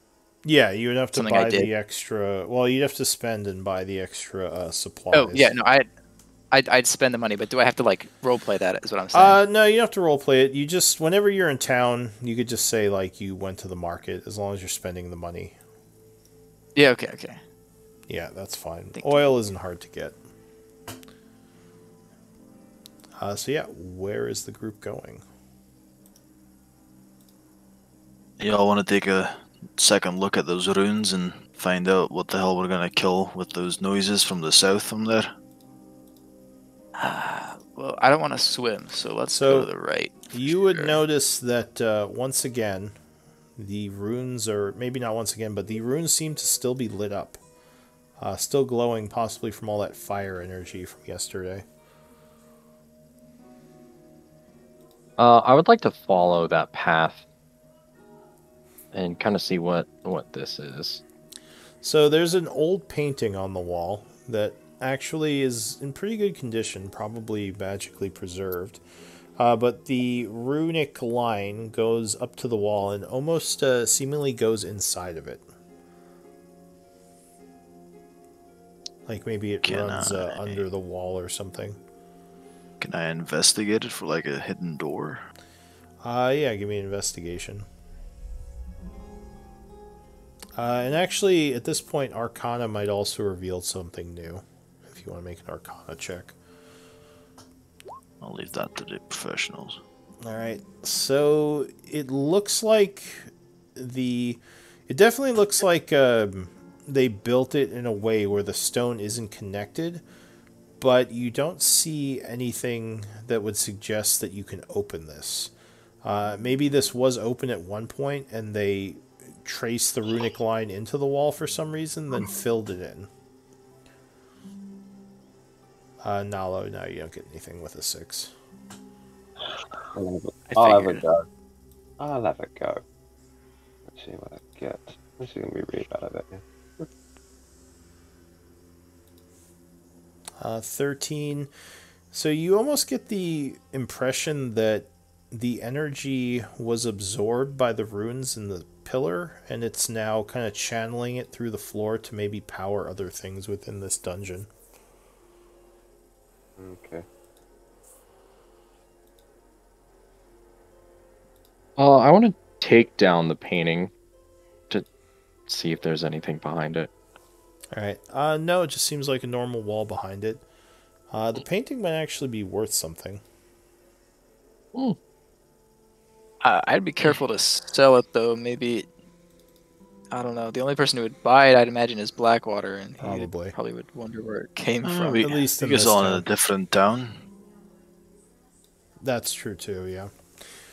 Yeah. I'll put it in my. Go ahead. No. We go down I'll put it in my bag of holding. All right. So you take the painting and put it in your bag of holding. Does anyone have history? Yeah. Yeah.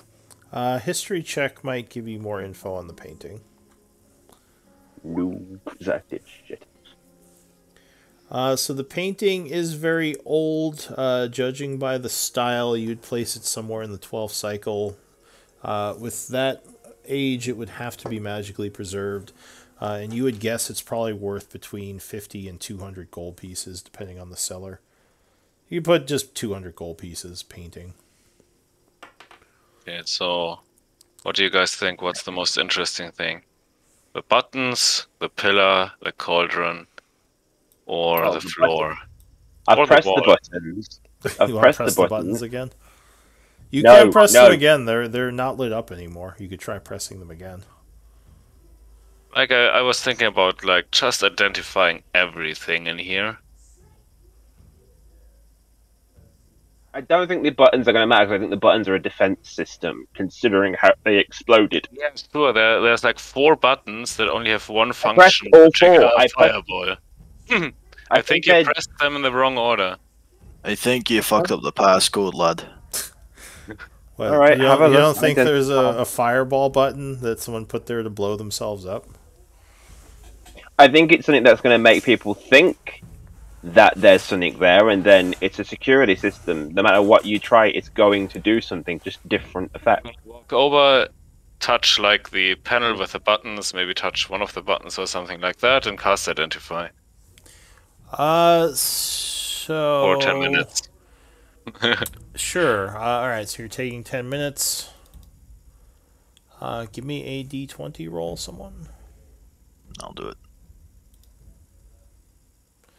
Alright, so during the 10 minutes, you do hear more stomping, as if something big is walking around, but nothing actually happens.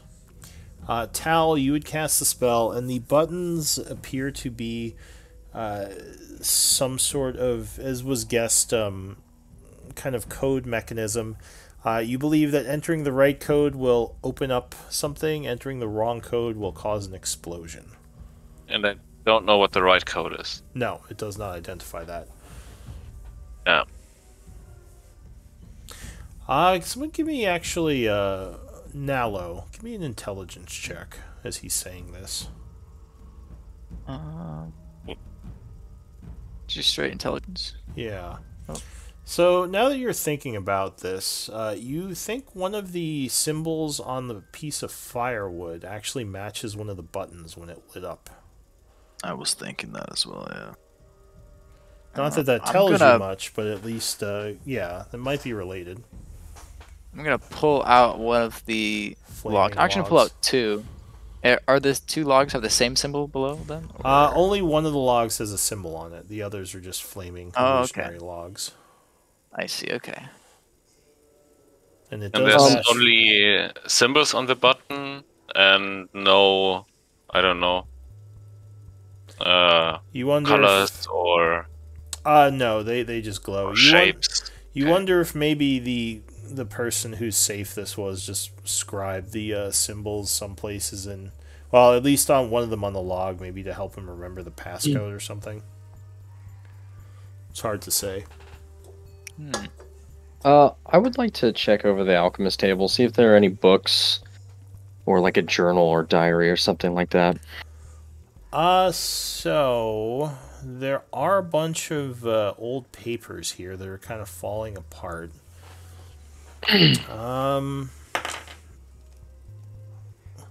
So you think there's a stack of papers, but you're worried that if you pick it up, it'll just disintegrate. The only thing you could see is the top one, and it looks like they might be recipes for potions. What language is it in? It looks like it's in Dwarven. Well, I guess you wouldn't know, but you probably can't read it. It's in Dwarven. It looks similar to the other languages you've seen on the doors and everywhere else. What does Dwarven look like in general? Is it like...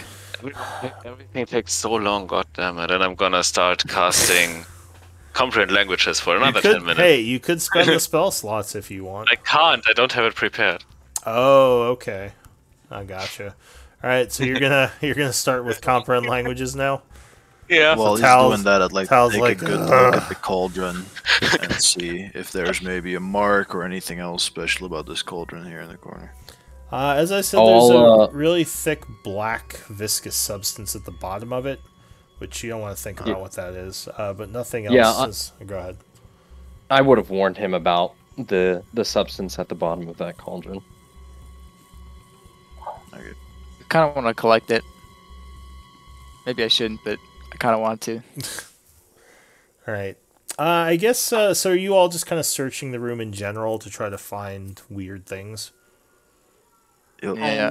So are the runes, are they painted on or inscribed? On the logs, they're etched into it. Or carved into it, I guess, with wood is carved. And the same with the pillar?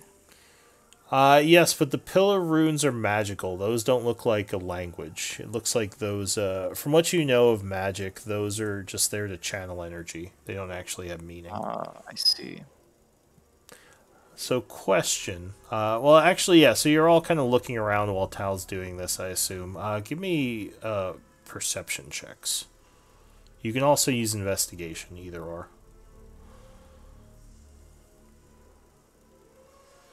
Alright, so as you're looking around, Nalo, you would find that there is another marking etched, or carved into the bottom of the table. Ooh. Which does indeed look like one of the symbols in the fireplace. Scurry, when you're looking through some of the old debris here, you find the kind of base of an old chair that's busted, and underneath on the bottom of that is another symbol carved into the chair.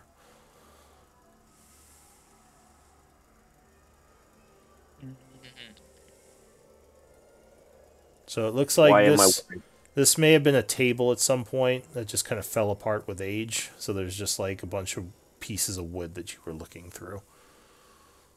Maybe another. Why am I worried? Maybe another alchemy table. Sorry, go ahead. Why am I worried that the last one's going to be in that cauldron underneath that horrible liquid? I don't know what you're talking about.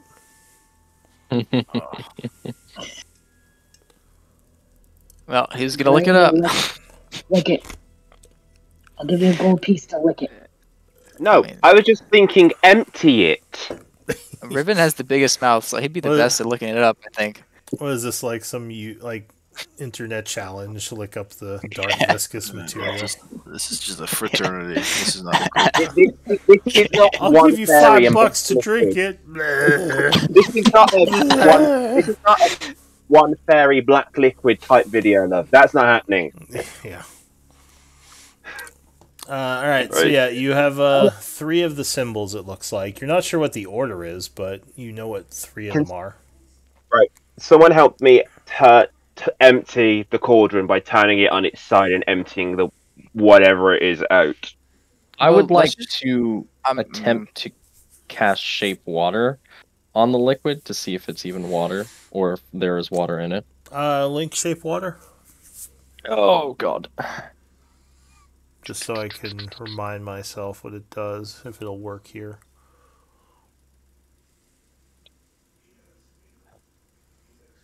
Okay. There should be a button. Are you using the Roll20 sheet? There you go. No. I was checking on the icon.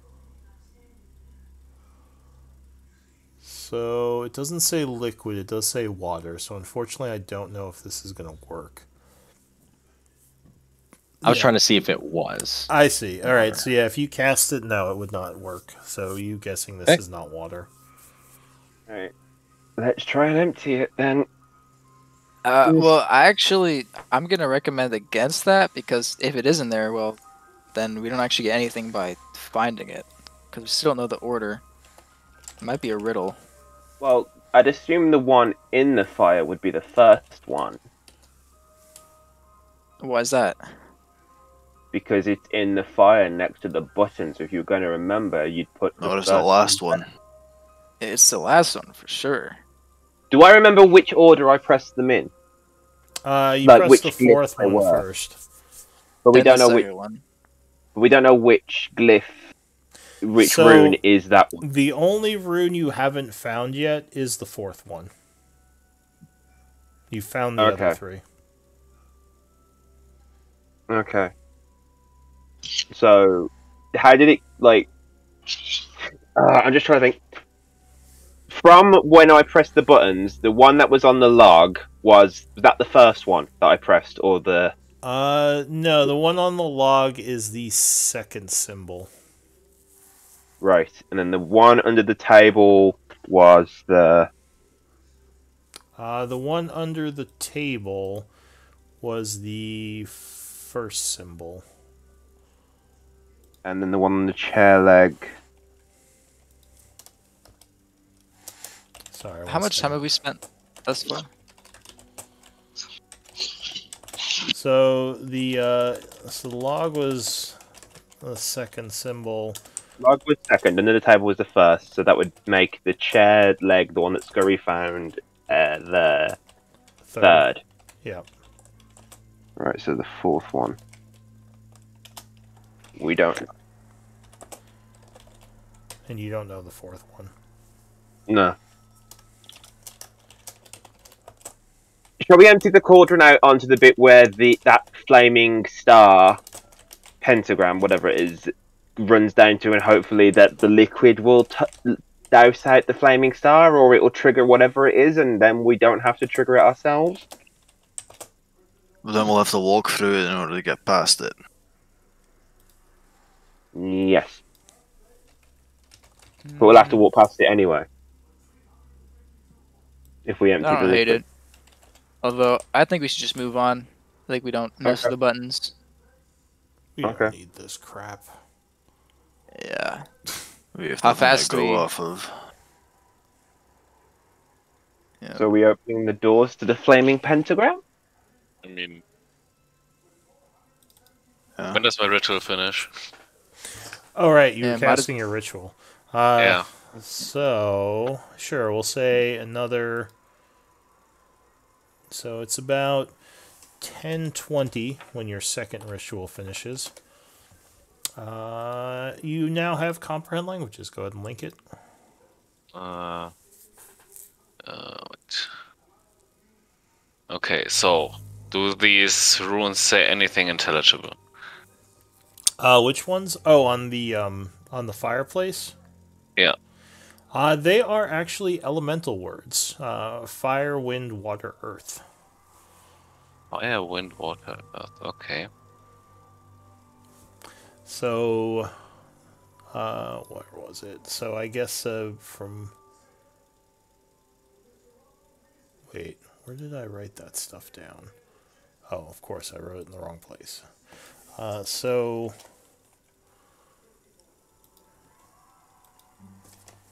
the first one was fire, which was the fireplace? So the log was the second symbol, so that is wind. Okay. There it is.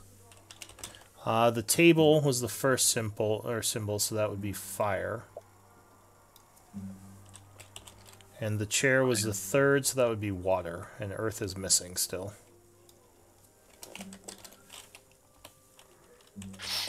Alright, so my guess here is that the lock is telling us the order that we have to do them in, right? So fire is first, which means that we first have to get the log, which was wind, correct? Yeah. So wind is first, and then we go down, but the thing is, two of them are carved in wood, which both seem to have been a table, so I'm not sure how that relates.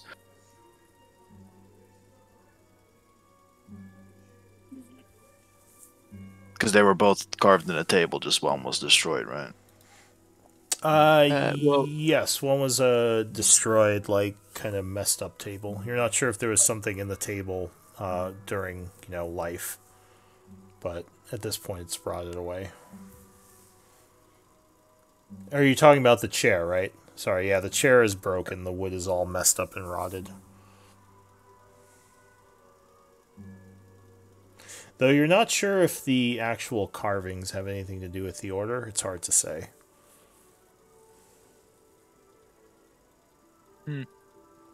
I say we move on and confront whatever is making that stomping noise.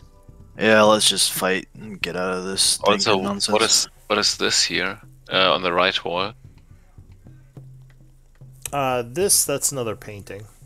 Oh, okay. Oh, I think you would be able to read the recipes now as well, right?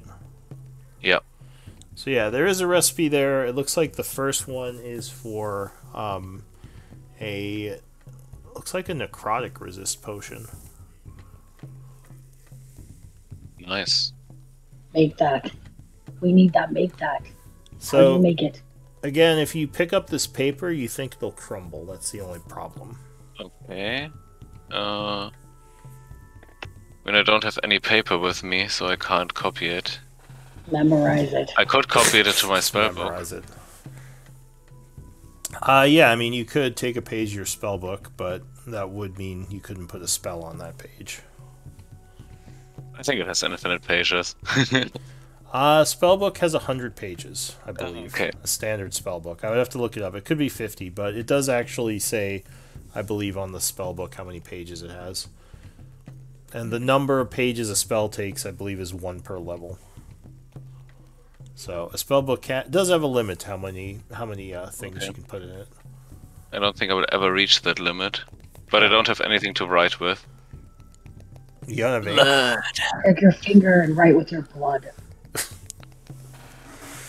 Also, I can do that later if we really get to it, but I'm gonna take off this painting.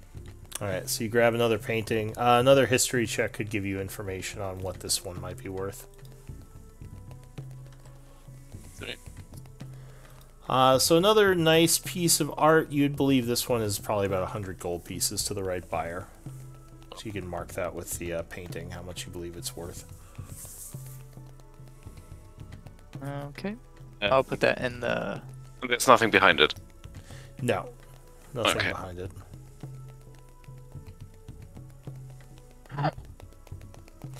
Alright, so you're heading south. Yeah.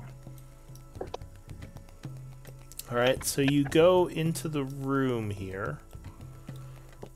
As you... So is there, like, with the other rooms, an inscription on top of the door? On top of what? On top of the door. Oh, Like... the door in Dwarven... yes, there is something carved into it. It says Southern Passage. Okay. Yeah, I'm gonna open it. Oh, that's right. You all reclosed it. Yeah. Alright. So you open the door, once again revealing the semi-horrific room to the south. And you see there is another set of double doors south of that. Can I do perception on those things on the walls? They look like crucifixions or something? Yeah, it looks like someone hung people on the walls here. You don't think this was part of the original construction? They look like more skeletons, possibly dwarven skeletons.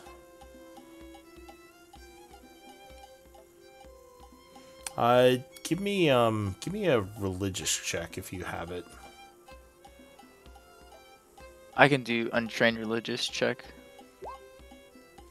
So this towel, you believe, is some sort of mark of a desecration, possibly to kind of taunt the worshippers of Moradin, possibly by the worshippers of Orcus. There may have been an attack here, which would kind of explain all the bones and the bodak that you encountered.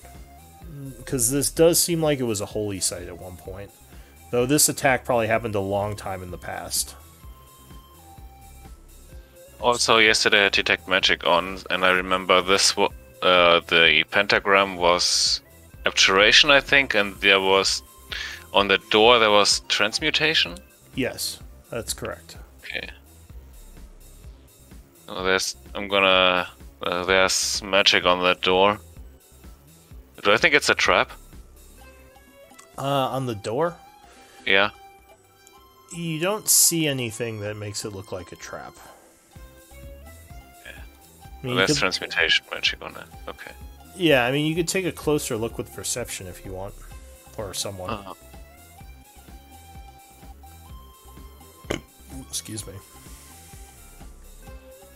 So when Tal walks across this pentagram, nothing happens, right? So when he walks across it, it actually does flare up for a moment, the illusionary flames on it, and then it kind of goes back to normal. Maybe just don't Same with stand in Scurry. the middle. So it does almost seem like it detects your passage. Can I touch the skeleton on the wall here? Yeah, so the skeleton is kind of falling apart, but it's still secured to the wall by both its arms and feet and kind of the chest area. It makes you think it was already a skeleton when they hung it up.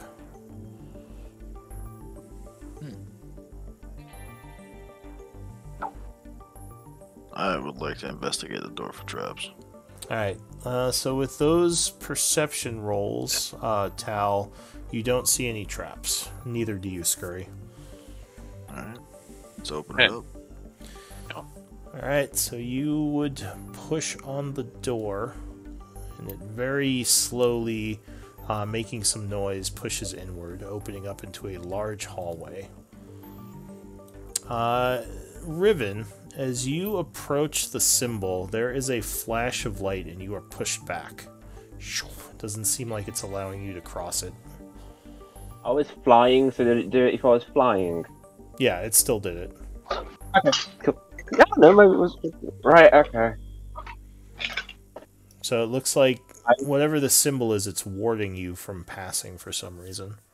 I'm going to send one of the dancing lights across to see if it's just blocking me, or is just blocking because I've got spell going. The dancing light can pass it. It doesn't stop that. Oh, goody. It's because I'm a fairy. Probably because you're We fairy. found more racist magic. I know, Racists! Racist magic. Dwarves always were racist. They Right. they I'll got tired wait of here, the then fake you dragon attack messages coming into their town. They're like, no more fairies in the dungeon. I never did that to the dwarves. I told them it was going to be the undead. Different.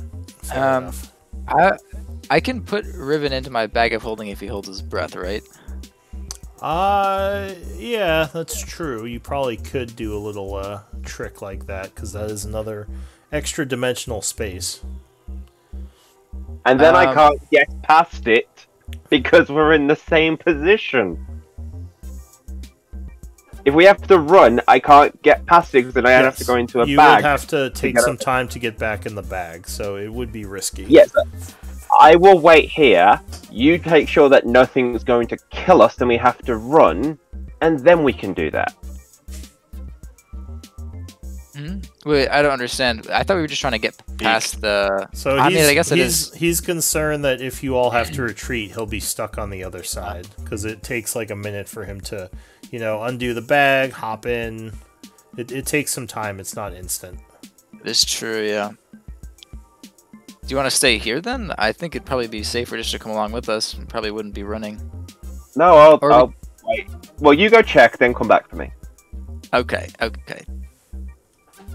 Don't press the buttons. So as you enter this large hallway, you do see there is a big pile of bones here, as if maybe it was a pile of bodies at one point and they kind of rotted over time. Now there's just bones left. You would see the hall is caved in here. A bunch of rocks from the ceiling fell down. And just bones in general and debris litter this area. Over to the east here, there are two huge vault doors that look like they've been smashed open inward. So something probably broke into this place.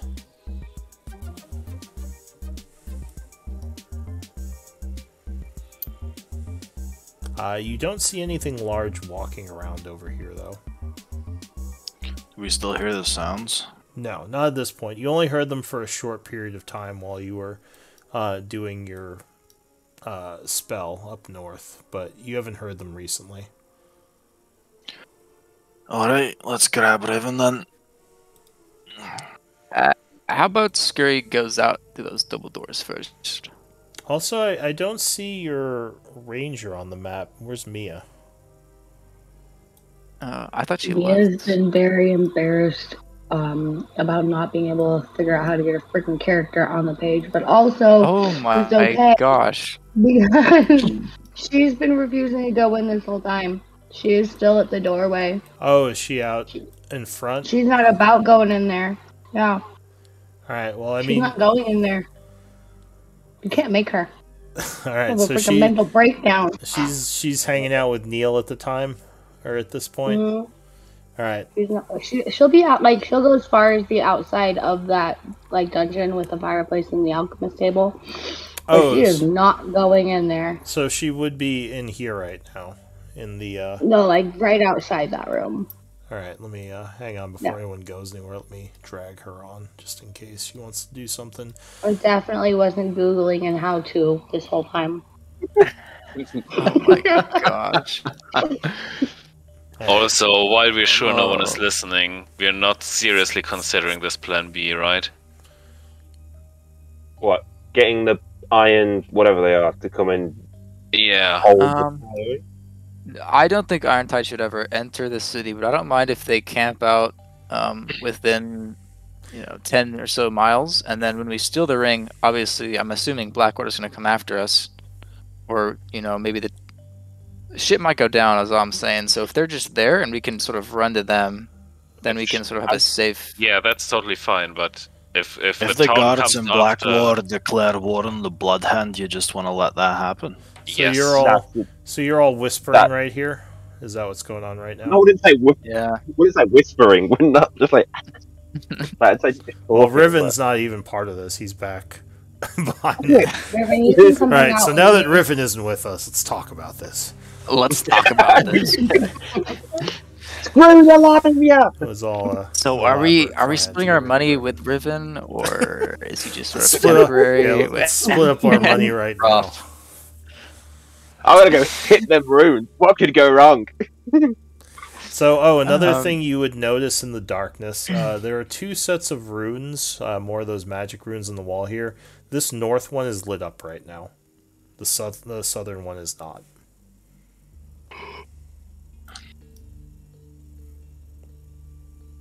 And sorry, you can go back to your talking about what you were talking about. So the hallway here splits north and south. Again, both massive hallways. There's another huge pile of bones over here. It looks like the walls are partially caved in. Signs of a large struggle may have taken place here all over.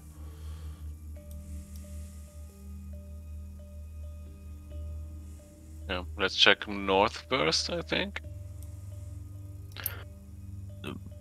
We're going in with like 2/3 of the party, but alright. Wait, isn't Mia with us? No, Mia I- is I- not. Oh, No. I think we should yeah, just send Scurry in, and he can run hella fast. Unless he gets. I mean, I knocked could unconscious. go in. I can see in the dark. So Oh, that. I mean, I think I Scurry can can see in the too. dark. Oh, what do you want to do? I'll go ahead and figure out what the fuck is up there. I'll join up. Alright, so as you get to this point, Yeah. everybody freeze. You would see these bones starting to move. Of course. They coalesce, suddenly forming a large creature. Oh, I don't like this. I need initiative rolls. Hey, Mia, would it be really funny if they run into something that they had to fight and we're not there? Do I roll initiative if Yeah. I haven't heard or seen why do I anything? have Yeah. that torch again? You would still roll initiative even if you have not heard or seen Ah. anything. Fuck this. So, Do me and Mia Let's have go. to do it? Or no. You need to delete the oh. Here, go ahead, roll again. There, you got it. Alright, so this creature suddenly, as I said, kind of coalesces from all the bones. You would see it stands at about 12 feet tall. Looks like it's actually quite battered already. Like maybe it was just like destroyed, well, not destroyed, but maybe beat up in some kind of large engagement, but wasn't actually killed, so it may have just been laying here. It has several appendages and several huge swords stuck to its back as it stands. So the first one to act as this happens is Scurry. Wow, Scurry's always rolling high initiative. I've got +8. Oh, there you go. So, what do you want to do as this creature is rising from the ground? I guess we'll fight it. I'll stab it with my rapier. Alright, so you would draw your rapier, stabbing at this thing. Go ahead and take an attack on it. Oh, that's a crit. So, you stab it with your rapier, doing 16, 21, 27 points of damage as you rip at its joints, doing a good amount of damage to it, though it still looks like it's in pretty good condition. Anything else? Yeah, I'll bonus attack with my dagger. Alright, so you stab with the dagger, 17 would strike again. Stabbing it for another 4 points of piercing damage. Or sorry, that would be, I think, what, 2 points? Or 1 point, alright. Alright, Nalo, are you doing anything else, Scurry? No. Nalo, what are you doing? Did I hear him fighting? I heard like you would hear, I don't know, Scurry, did you yell anything, or you just stabbed at it? What the fuck, I'm assuming. Yeah. Like, Alright, well then I will run the corner here and probably also say, what the fuck? What the fuck? Before blasting it, Eldritch Blast. Alright, so you chant sending 2 blasts at it. 24 would strike it for 10. There's a bunch of bones fly off it, but the second attack would not be enough to deal damage, and it just kind of zaps it in the midsection. And then I will say, let's bail, boys. Let's bail. All right, Meldonis. Okay. Fuck this thing. So. Oh, I will. Sorry, real quick. Sorry about that. Scurry, when you ended your turn close to this thing, a bunch of skeletal, what are they called? Spines shot off of it, dealing 8 points of piercing damage to you after you stabbed it. Alright. Go ahead, Meldonis. You would see this as well. Okay. I am going to quicken a Mind Sliver. Alright. So you attack the creature mentally. It does not look very smart. Let's see.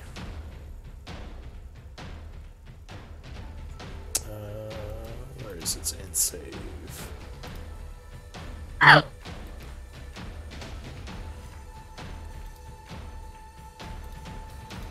Oh, there it is. Weird.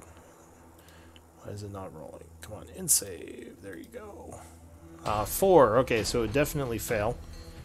And take 7 points of psychic damage as you attack its psyche. And then I will take a step back. So I think it's gonna get an Oppie on you if you do that. Oh wait, no, it didn't draw its weapons yet. Never mind. I guess it could try to punch you. No, it's not gonna take an Oppie because it didn't draw its weapons yet. Okay. And then I will heighten a lightning bolt to make sure it fucking fails. Okay. So you send a lightning bolt arcing from your hand into this thing. It's got disadvantage and a minus D4. Okay. So it doesn't look very dexterous. It definitely isn't, and it would take 22 points of electric damage. Now looking towards you. Oh, great. Anything else? Can I continue to move, or? Yeah, as long as you still have movement left. Okay. 2, 3, 4. Here should be fine. Okay. So I'll end my turn. Alright. So you would see the creature draw 2 greatswords off its back, wielding one of them in each hand, as it starts swinging them around, attacking wildly. Scurry. Oh, bad roll though. 12 versus AC would miss with the first one. It steps this way and swings again. 19 versus AC. Hits. Alright, so you are caught by the second one, taking 17 slashing damage. And it's going to continue moving south. Do you want to take an Oppie? I do, yeah. Alright, so go ahead and give me... Spend your reaction and give me an opportunity attack. 15 would just miss it, unfortunately. 10. It's going to try to overrun you, Tal. So I need a strength/athletics check versus the creatures. Oh god. Halt! Oh god! Oh god. Yeah, it easily just knocks you aside. Oh shit. Stops there. That's it for its movement. Tal. Ooh, gonna hit it. Alright. So Miss. you attack with booming mace, but yeah, you don't hit it hard enough and it takes no damage. I'm gonna hit with spiritual weapon again. Alright, so you chant, pulling forth a spiritual weapon from midair, which is successful, striking it for 10. Whap. And I think I'm just gonna stand here. Alright, you take 8 points of piercing damage as spines shoot out of it. Scurry.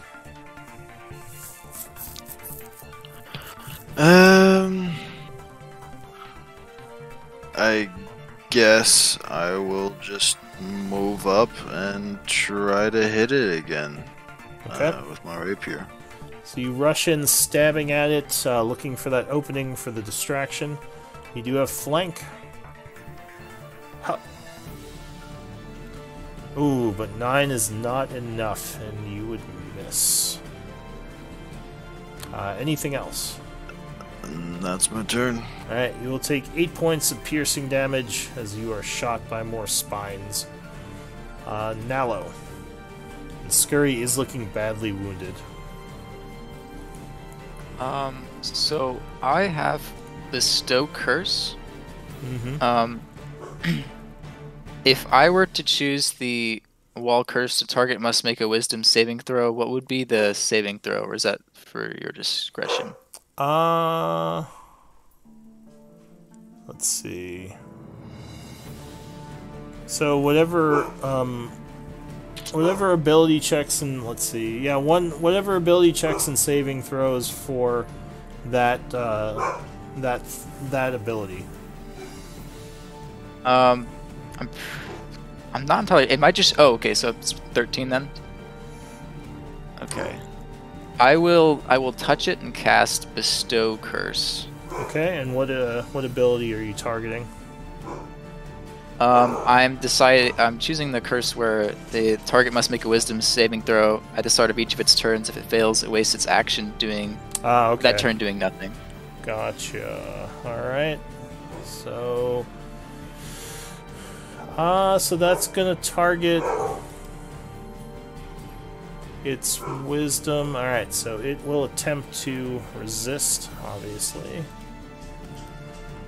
It rolls a 15, so I think it resisted. Which actually is a really good roll for that. I will end my turn. Okay, you take 8 points of damage from its spines. Meldonis. Now I'm gonna help you out, bud.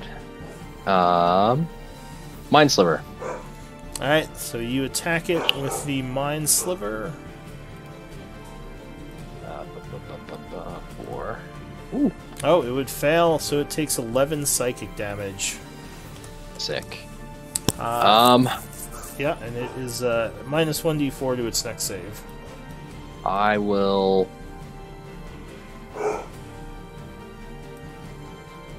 Fuck.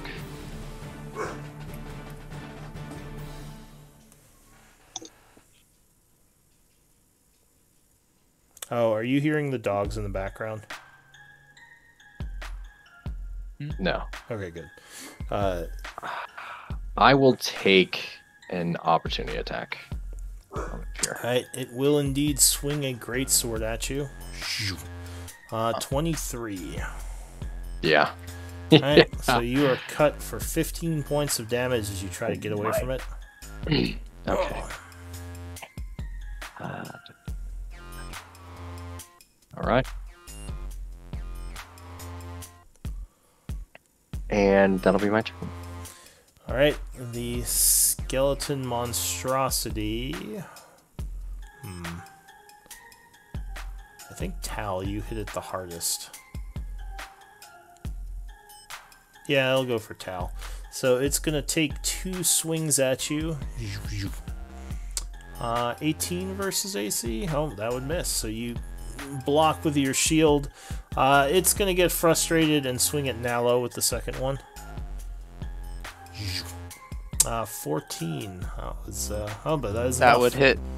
You are struck for 22 slashing damage as it cuts into you. And now Nalo is looking very wounded. That's it for the monstrosity, though. Tal. Yeah, I'm gonna shout, I think we need to leave. But I'm gonna attack it with my spiritual weapon first.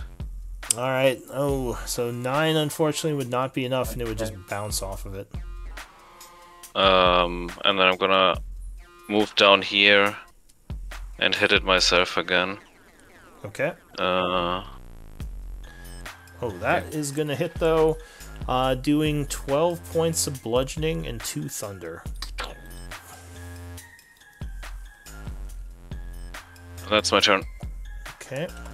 You notice that your mace seemed fairly effective against the bone monster. Scurry. Also -8, I assume. Yes, 8 points of damage if you end next to it. I'm gonna do feline agility and bonus action disengage. Okay. Giving me 180 feet of movement.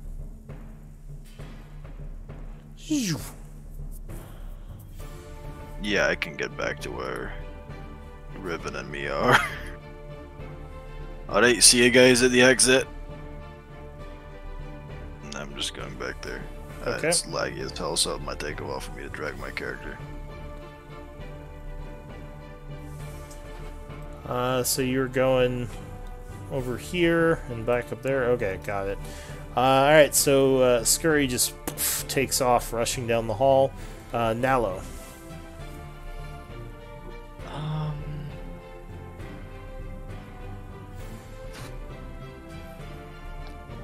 I am going to... I'm trying to decide how far is...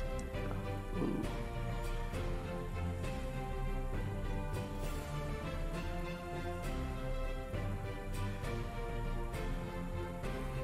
I'm gonna take the disengage action and move... How much is 25 feet? How do you measure while moving your character at the same time? You pick up the token and press Q while you're holding the token. Thank you. And I'm gonna move to here and end my turn. Okay. Meldonis.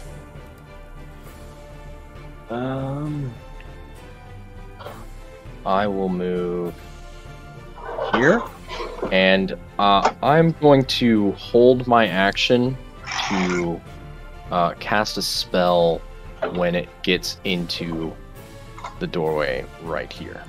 Gotcha. Alright, so go ahead and mark yourself as concentrating as you finish your spell holding the magics. The monstrosity goes.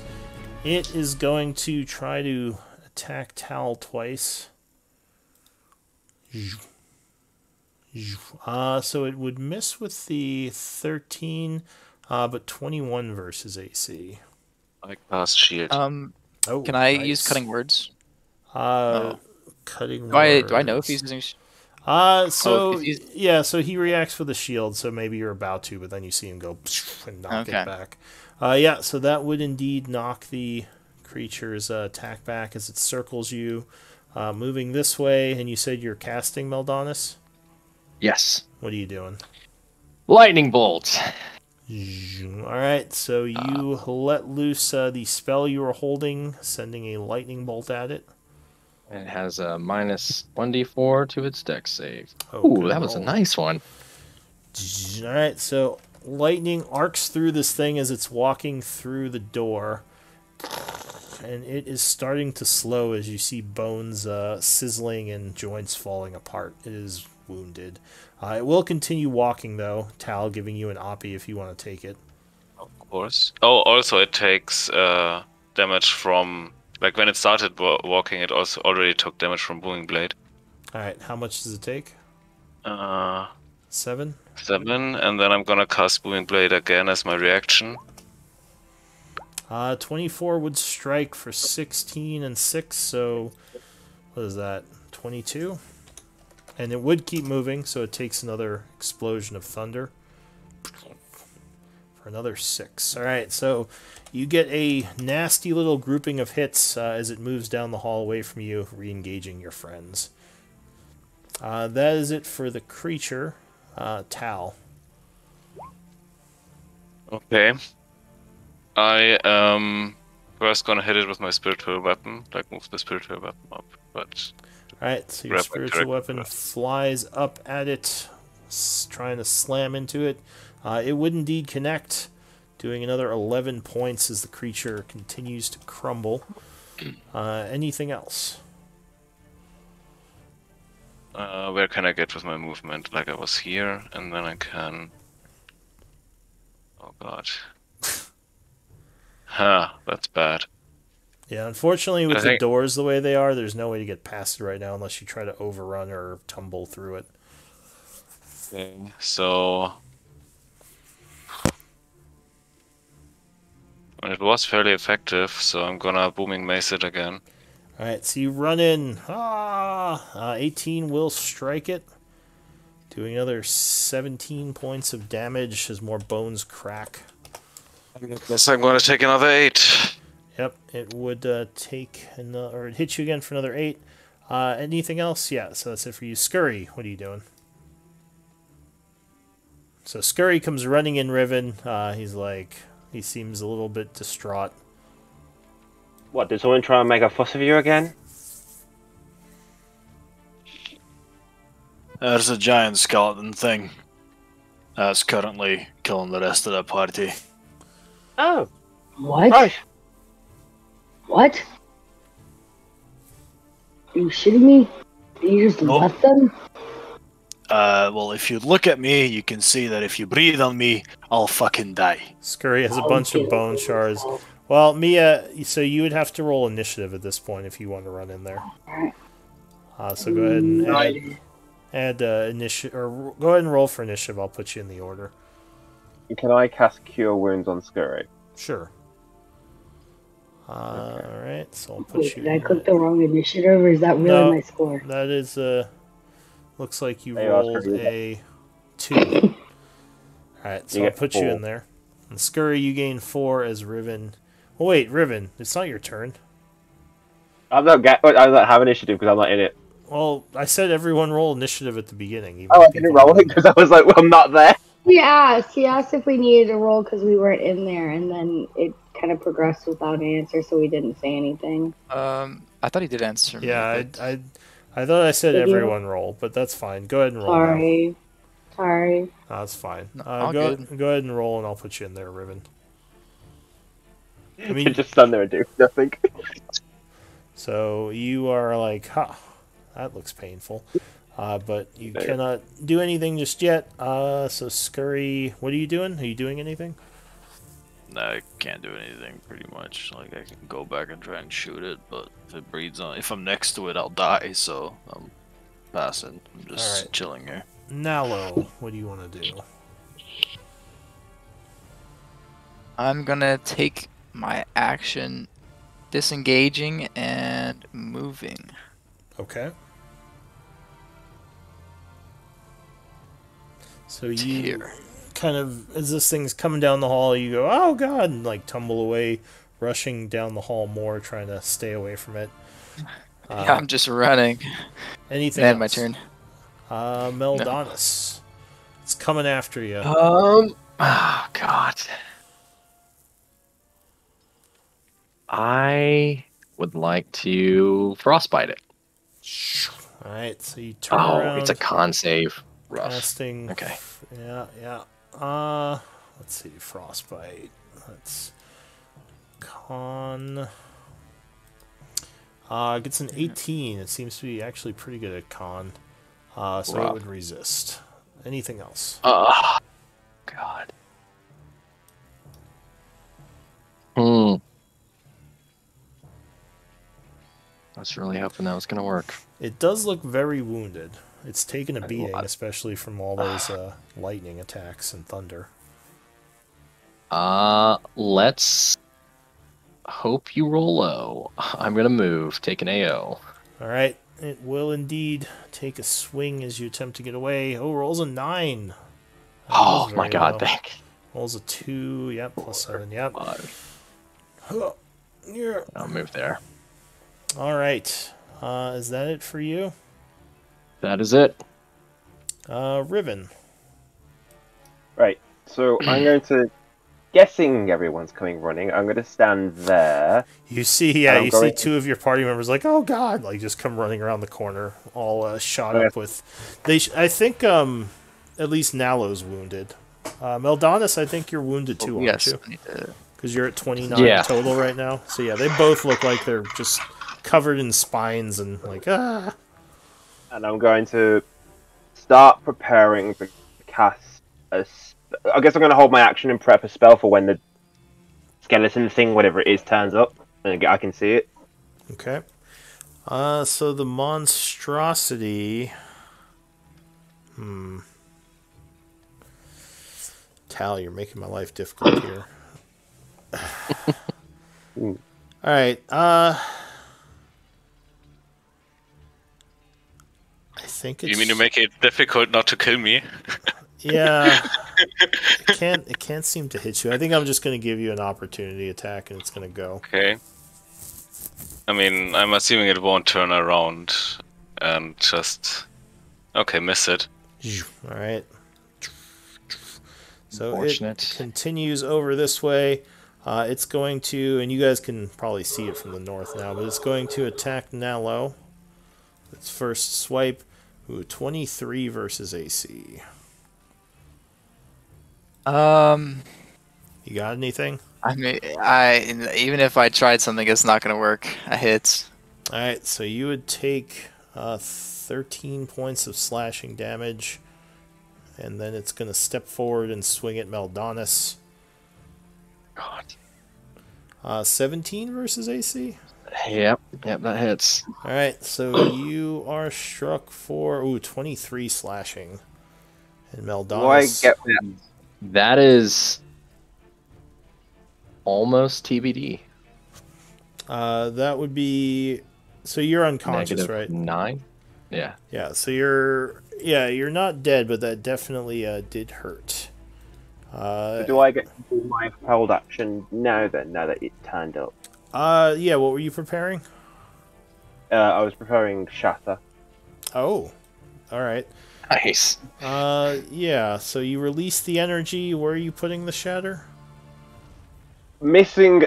Well, I can't see you at Tally, so sorry if I hit you. But missing Nalo and Maldonis. Like, just at the... Oh, I've got to find that thing, don't I? I have to find the... Where is it? Spell... Where's conscious? I'm blind. 15. Is it 15? This doesn't do... Oh, a creature... Oh, I guess bone is technically organic. Or no, is bone organic? I think it doesn't... It says inorganic, so I'm Yeah. assuming not bone. So Bone is organic.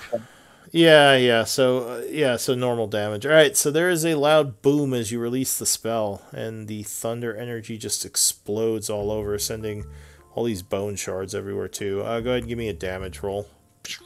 But what I'm going to do is I'm going to do my Channel Divinity Destructive Wrath so that it's maxed out. Can you link that? So yeah. So I was going to cast the Shatter at a higher level, like at my 3rd level.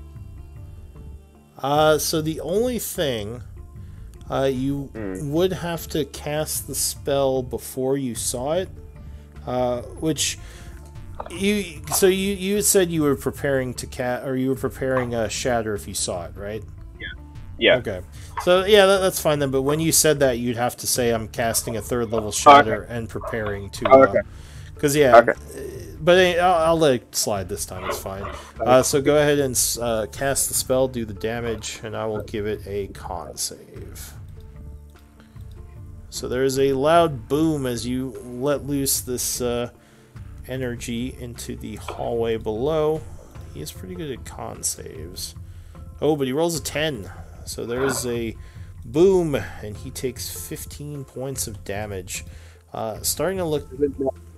Doesn't the Channel Destructive Wrath... Oh, right. Maxed it. So that would be 24, 32. Ow. Yeah. Alright.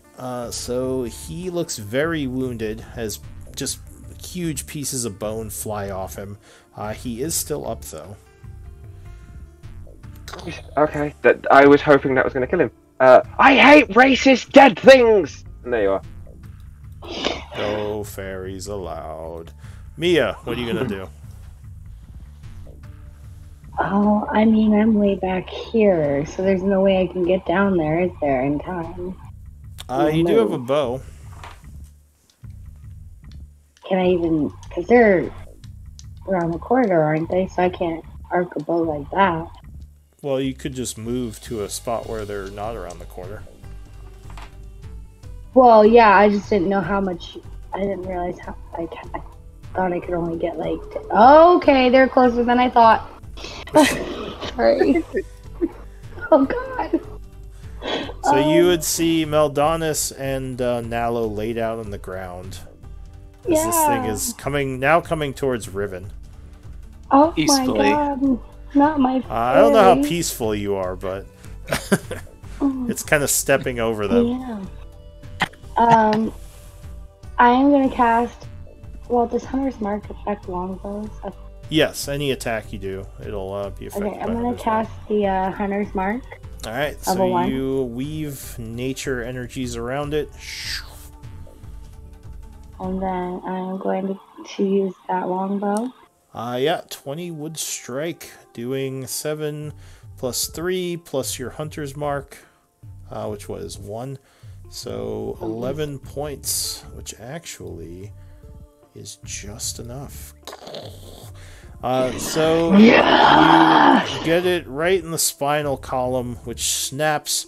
As it falls over, it explodes, sending shards. That's what you get. In a 20-foot radius. I'm like, Meldonis and Nala. Unfortunately, you are struck by a bunch of these shards, gaining 1 failure to your death saves. But the creature is dead. We are still in danger, though, because 2 of your people are in danger of death, especially now. Tal, you'd be next. Both of your friends are bleeding out, and they've just been impaled by a bunch of spines, so they're looking really rough. I'm gonna...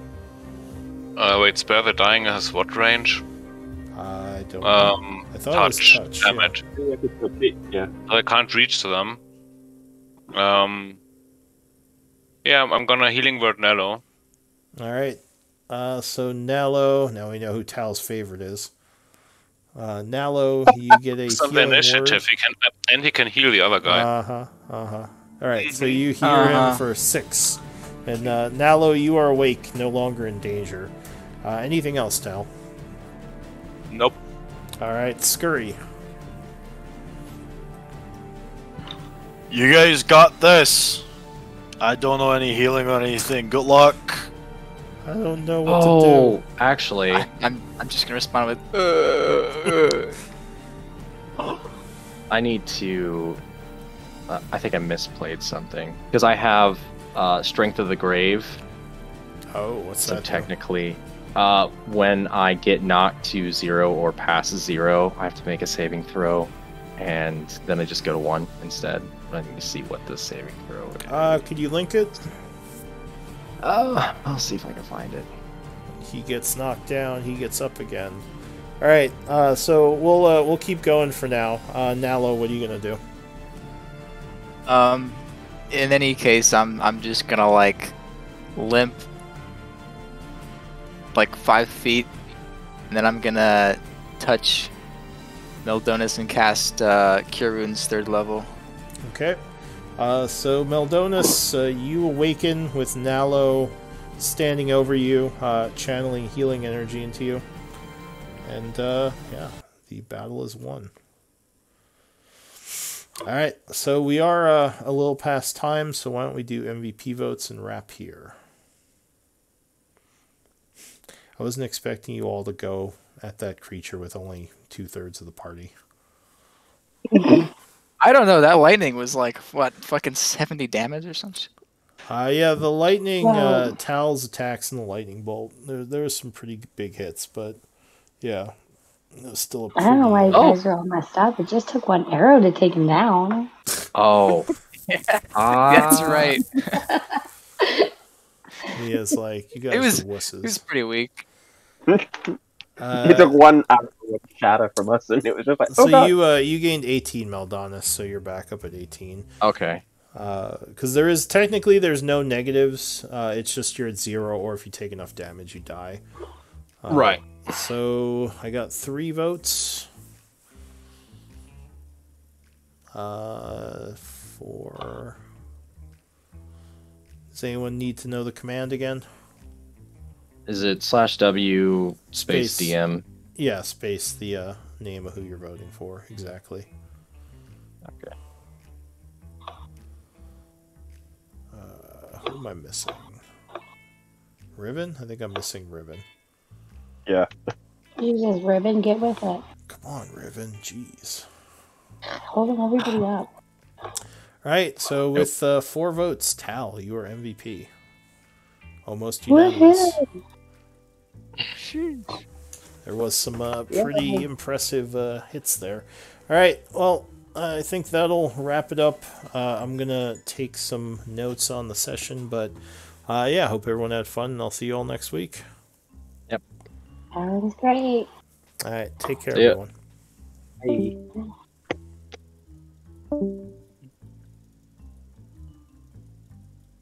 Bye.